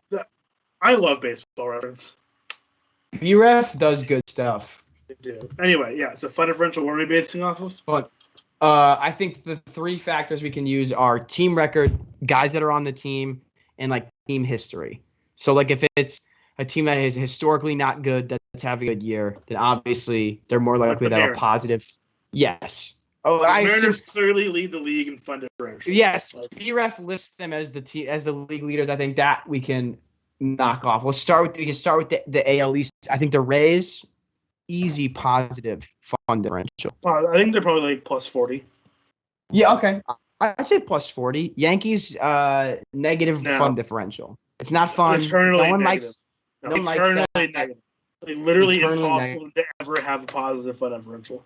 Exactly. Yankees Red Sox. I'm gonna go ahead and say it's 0. It's not negative. It's not positive. It's like 0 or maybe like plus 2. Yeah, because they've got fun dudes. Like I love Rafi Devers. Like they've got guys like Xander. They've got guys I love watching play. But also, recency. Did you see that tweet yesterday of when Duran just got bonked on the head when Hedges threw the ball back? You didn't see that? Oh, no, yeah, the out of context baseball one. Yeah, that was so good. Yeah, but I was watching that game, and it was literally just, and then he hits him and he just goes. Dude, the audio is so funny with that. I don't know if I don't remember if it's like, dude, I was watching that game. Cleveland's announcers just talk about anything. My God, and I mean that in a good way. Yes. There'll be a game going on, and they'll be like, I swear, 2 days ago, the Cleveland announcers like, I've just received word that Cleveland is actually playing this game under protest, and the color commentator was like, what? And the guy was like, yeah, you actually can't have 2 pitchers named Garrett pitch on back-to-back nights. So Cleveland is like he just delivered it just like so informatively. It was so funny. Toronto easily positive fun differential. Like easy. 50, like plus 50. As much slander as George Springer gets, I think that he gives that team such a dynamic lineup. It's so much. He definitely respectfully have a negative fun differential. They do have a no-hitter this year. The Orioles, I think, it's not super negative though. It's like maybe super low. Yes, because they have Cedric Mullins, Santan, Dancini. They have dudes that I like watching play the game of baseball. It just not enough of them. Don't bullpen or White Sox. I think it's 0. See, here's the thing. So the White Sox, I think most of their fans bring them down. I don't know if that's something we're considering either, though. Like, I think just the people that surround the White Sox. This is when Laz hops on and fires focus. Yeah, but like, I think it's fans. Here's the thing: players positive. Their manager Tony La Russa, like very negative. Negative. And also, what makes them not fun is there's no drama. Yeah, I mean, they're gonna make the playoffs. It all stems from what you say. No, that's what I mean. Like actual baseball drama. Yes. Like it just what? Pinned alerted us to look for a graphic on Foul Pops that's about to come up. I'm guessing after this Foul Pop up here. I was gonna say, I'm like, you must be. Where are you at in the game again? Definitely ahead of us. I got a 1-2 count here. Wow, yeah, Luke. I'm at. Hold up, let me refresh real quick. I have Voit 1-2 count.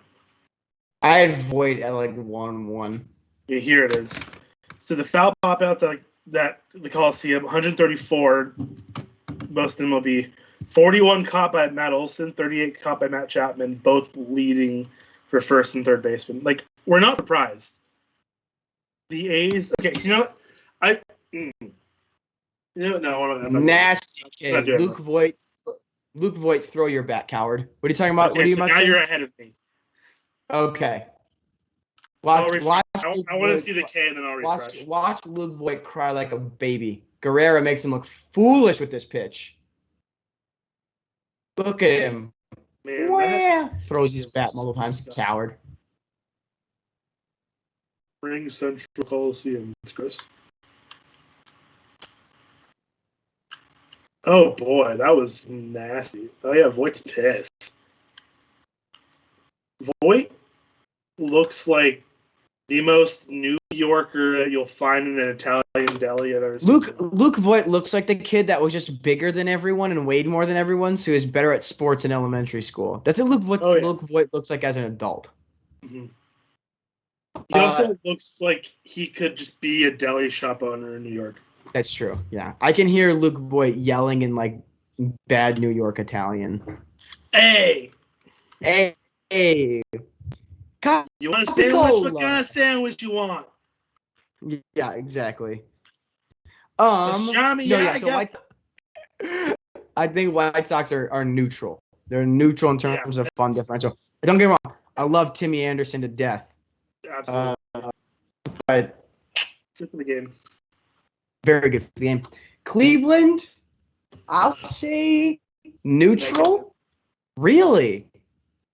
Here's why I'd argue neutral. They are some 500 despite trading Lindor.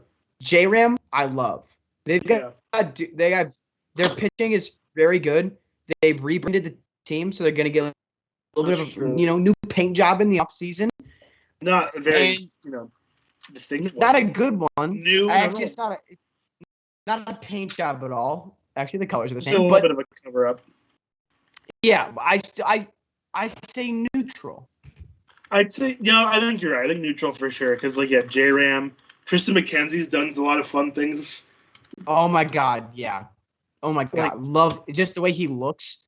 Doesn't look like he should be out there. That man looks like he's won in sports. They call him Sticks. Beautiful. I love it. Beautiful.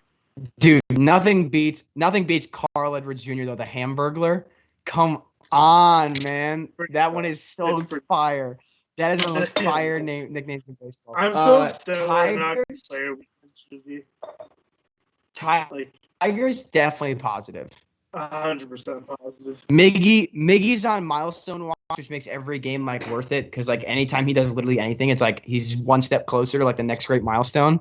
I watched the Tigers 2 weeks straight because of Miggy milestone watches. Yeah, exactly. Like Robbie Grossman, Jonathan Scope, dudes that have no business having seasons as good as they're supposed to be. I love Robbie Grossman. He's a good. I have a fantasy dude. I want the Giants to get him so bad.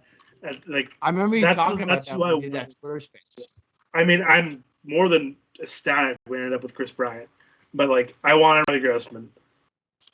I just love that. I love to think there's a Giants fan out there that's we got Chris Bryant, but no Robbie Grossman. I'm the closest you're gonna find, honestly. Royals. Stinger the elephant, also the A's mascot. Shout out oh my God, greatest alternate logo in baseball, in my humble opinion. Well, you're right. So I don't know why. I can't think of it.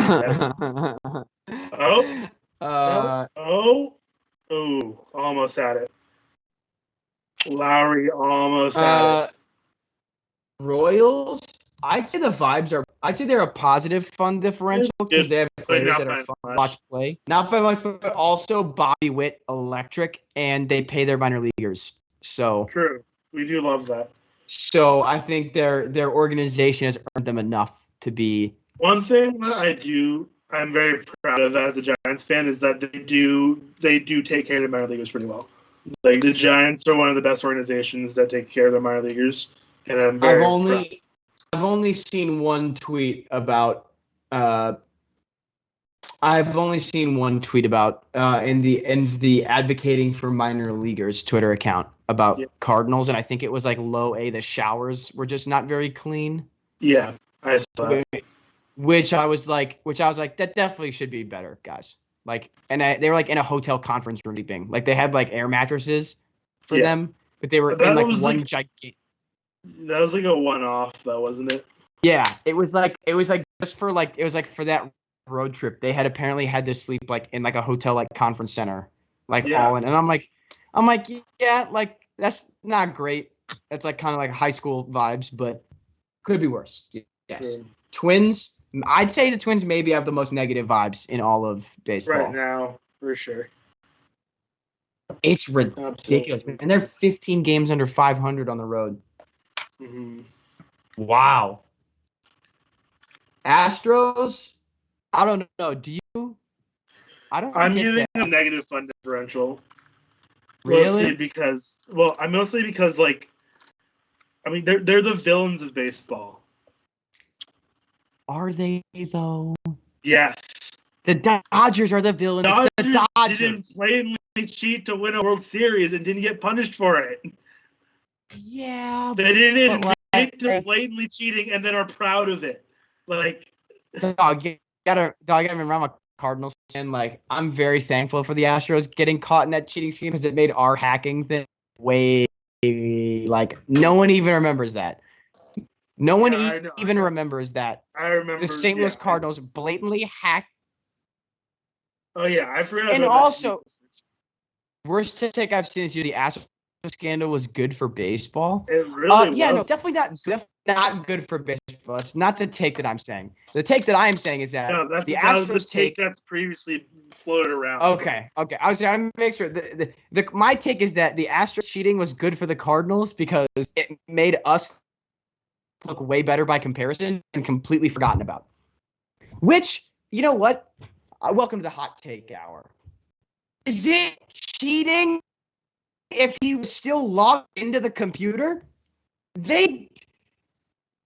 Is that cheating? Like, he had his login saved. Come on. Like, that's on you, buddy. You changed jobs for a sports organization in the same sport and you're not going to change your password? Like, that's a fair check. I'm sorry. Like, it's a little bit on you. And I get it that it's the Cardinals. And so it's really easy to be like, you know, FTC and all that other stuff. But I'm sorry, dude. If you don't change your password, it's a little bit on you. It's a little bit on you. And he gave the laptop to the employee that did that. Already logged in. Uh-oh. Swing the drive. Let's go. Our king, Tony Kemp. Oh, my goodness. Goodbye, baseball. See you later. Tony Kemp. Man. What a swing. 100 off the bat. Man. Look how happy he is. Oh, I love Tony Kemp. I love Tony Kemp. Man. The A's go up 3-1, bottom 8. Get your closer ready. I don't know who it is. I think it's Jake Diekman. But it's not Trevor Rosenthal. Josh Harrison. Look at him. Oh, they're just having so much fun. The Yankees deserve nothing. Man, look at him. What a majestic swing. Look at that swing.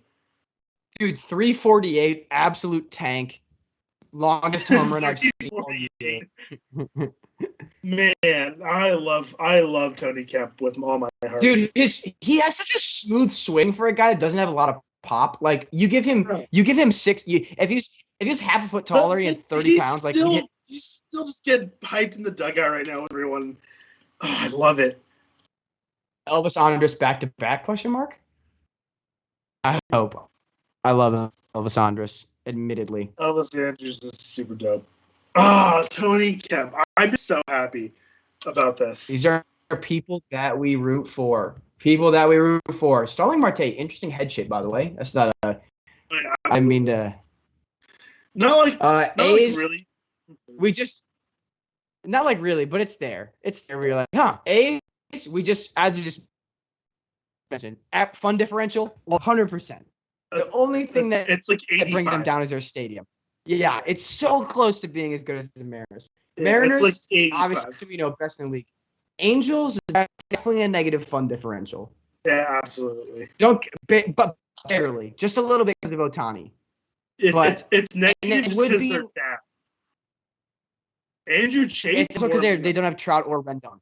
No way. He's their closer. Respect. This is what we're talking about. I think the A's are fun. The A's are fun, bro. Andrew Chafin in the ninth. Andrew Chafin in the Kelly Greens is my favorite aesthetic. And look at that banner, Big Country Chafin. I want that. And dude. And he's bringing back the A's relievers of old with that facial hair too. Oh, yeah. Come on. To be fair, he's always had that. To be fair. No, I But, know, like, but it just looks fits so the good A's with stuff. Oakland. They It's Kelly it's an Green. homage. It's an homage to the past, man. Oh man, I love it so much. I love Andrew Chafin. I love the A's, man. They're fun. They're so fun. In the league, do any teams have a positive fun differential? I'm not kidding. There's an argument that only the Giants do, and the Padres. What? I'd make the argument that no team in the National League has a positive fun differential except the Giants and the Padres. I don't know if the Padres have a positive fun differential anymore because they've Well, been that- so bad. They're still in a playoff spot, but they still No, they're have not. electric players. They're not? No, the Reds are in the playoff spot now. Okay, it might be 0 for the They've Padres. So been the out of the playoff Giants might spot for be like a week, dude. the Giants might be the only team I'm willing to give a positive fun differential to, because The Giants Atlanta, definitely have like positive fun. the Braves Maybe. struggled all year and they're missing Acuna. Like I think it's neutral for them. They should be like 10 games better than they are. Yeah. Phillies, it's negative until they make the playoffs. It's like not Mets, super negative though. That's absolutely negative. Nationals and Marlins, negative. Marlins might be positive It could be. because of their pitching. I think I could argue Colorado's close to neutral. Yeah, because of how good they are at home. Yeah. Plus, like those uniforms, the purple, man. So Yeah, good. true. No one in the NL Central is a positive fun differential, though. No. Wow. It's all the AL. That's fun. Yeah. So I think we said what Marlins, Giants, Rockies. So 3 in the NL, and in the AL, A's, Jays, Tigers, Royals, Athletics, and Mariners. Yeah, wow. So we gave 9 teams a positive. I think we gave the same number of teams neutral as we did negative, though. Yeah, I think so. That sounds right. Oh God, dude, Saints are gonna win the Super Bowl this year. I'm calling it. That was a random take. Random Also a ESPN bad ticker. one. They have to practice at AT&T Stadium because of the hurricane. I'm telling you, it's narrative. They're putting it on for their city. Also, for anyone watching that is near or affected, please stay safe. Please. I saw when I was going through the derecho, Iowa was going through the derecho. I was without power for 4 days, and something that really helped me. I'll give a little bit of advice. Place your drink. Go back. If there's still ice, I know the power just went out in like all of New Orleans. I hope you stocked up on ice at least a little bit. Fill your washing machine with it, and put all of your perishables in there. That way, yes, it's insulated. It will stay cold and all that, and obviously it's a washing machine. So when the ice melts, you're not in danger of, destroying your appliance. That's very smart. That is, I like researched. Or like a bathtub or something. If it's like a more short term. Yeah, exactly. But yeah, the washer allows you to close the lid. Or if you have like coolers too. Yes, I saw it resurface on Twitter, and I just thought that was very handy. Because cooler is great for like drinks and quick little stuff, but still got to eat. Quick Diamond Digest PSA. Quick Diamond Digest PSA, and then I didn't even notice Nick was in the chat. Talking about the fun differential. He said, "Go Yankees, IMO." Bad take, but I get it. Mariners best fun differential in the league for anyone who disagrees to death. Good point. Padres fun differential tanked recently. Also agree. Reds fun differential pretty high. I'd agree with that actually. Saints praise. I'm not praising the Saints. I'm talking about narrative. Although I will praise the Saints. Jameis Winston is another victim of black man that plays quarterback, and I am very thankful that Sean Payton gave him the starting opportunity, because if you look at Peyton Manning and Jameis Winston's first 5 years in the league, they are very similar. Also, Jameis Winston just got his eyes fixed, didn't he? Yeah, he got LASIK. He admitted he was on record saying there were times where he saw like 3 receivers and he was throwing to the one in the middle. And I'm like, dude, What? Why would you not do something about that sooner? Like, I'm so confused Like, why you would choose to not, you know? Yeah, I don't know about yeah. Hurricane Ida's left nearly 1 million customers without power in Louisiana, including all of New Orleans. Yeah, guys, please stay safe, guys. That is frightening. I grew up without power for like 4 days here in Iowa, and I was very fortunate that I lived very close to Residence Hall and the university, which has backup emergency super juice generators. So I was able to charge my devices and stay in contact with family. So that's good. That is pretty good. It was scary, man. It was hurricane level storms just in the middle of Iowa. Yeah. I forgot Mike Fiers still is on Oakland. Chafin 2 strikeouts to start the inning. Yeah, also, I will clown all over Gardner for trying to drop a bunt with 1 out in the 9th, down 2 runs. You are a bum. True. Matt Chapman looks 14 on a baseball field. Like, he's got, I mean, like, maybe that just, he's got ageless face, but still, man.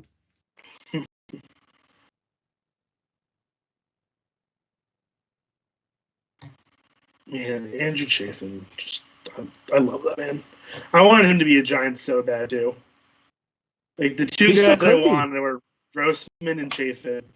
Oh, I mean, I don't know what his contract situation is like. I assume he's probably a free agent. I mean, that wouldn't be a bad move. I think he is. Let me double check. He also seems like the kind of dude that Oakland will re-sign and be like, look, we've done everything we're doing for the offseason. Yeah. Oh, ground ball. Ball game. Andrew Chafin with the save. Andrew Chafin. Hey, talk about the perfect. We're literally just talking about how much we love Chafin and Tony Kemp. What a perfect game for the two of us to watch. I know, right? Tony Kemp, the clutch dinger at the end of the game. Andrew Chafin, perfect, flawless save. They have a mutual offer. Oh, and I got trivia points because I picked the field for who's going to hit the first homer of the game. I literally got trivia points for the Tony Kemp bomb. Let's go. That is awesome. Oh, and I know Peyton picked the Yankees to win this game. We're so under that is 3.5, right? Yes, we are. Under 3.5. Love that. Dude. I'm on a bit of a run in Hot Mic. I'll say it. I think that's 3 times in a row. That is fair. I won the very first one, and then I haven't won since. At all. Also, remember at the beginning of this game when I said who's starting? They're oh yeah, no way. There's no quality starts or anything, and they both threw a quality start. And they both yeah. I felt a little foolish baseball with that one, not gonna lie. Foolish baseball. Yeah. But man, what a win for Oakland. We do love Oakland. Honestly, To end your week like that, and if memory serves, their next series is against Detroit, and then it gets a little more difficult after that. But they're mid-September, dude. Texas, KC, Angels, that's a bit of a stretch. Their September is balanced out enough for them pretty solidly. Yeah.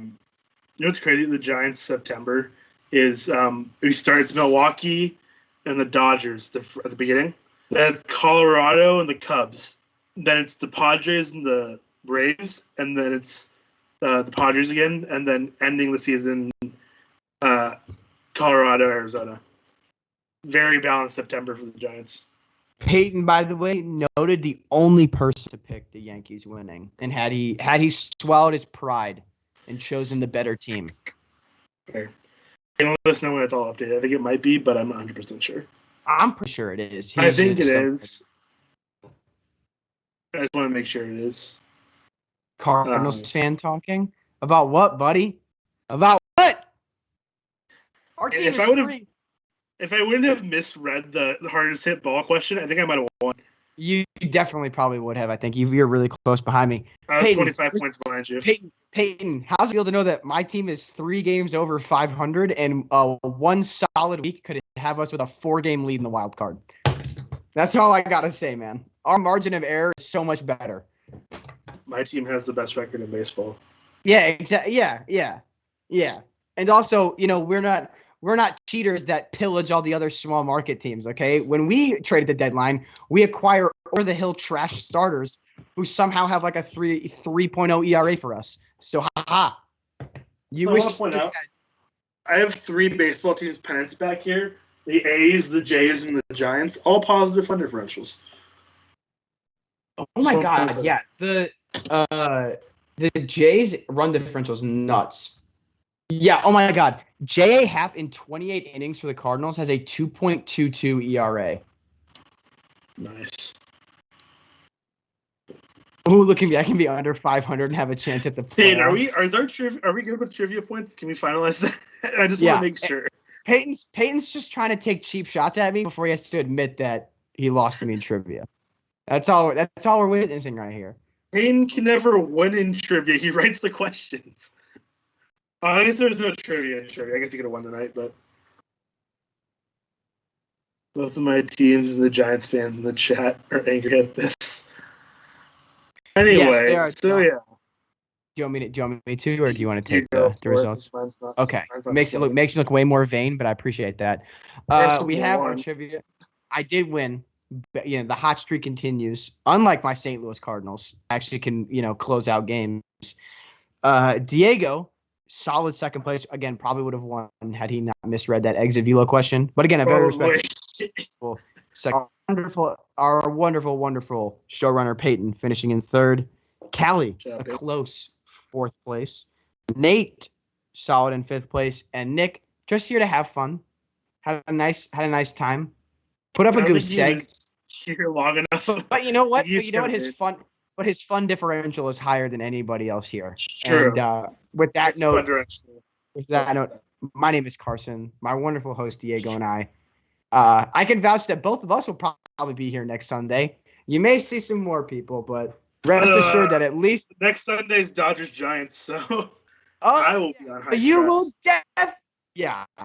So you can expect to see at least 2 of us. So with that being said, go check us out on all social media. Read our articles. We post fun stuff. We write good stuff. True. And Diego, a little go baseball to end it, I think. Go baseball. Oh, yeah. Go baseball. As always. Oh yeah. Get our merch. As always. Get our merch and go baseball. We'll see you guys next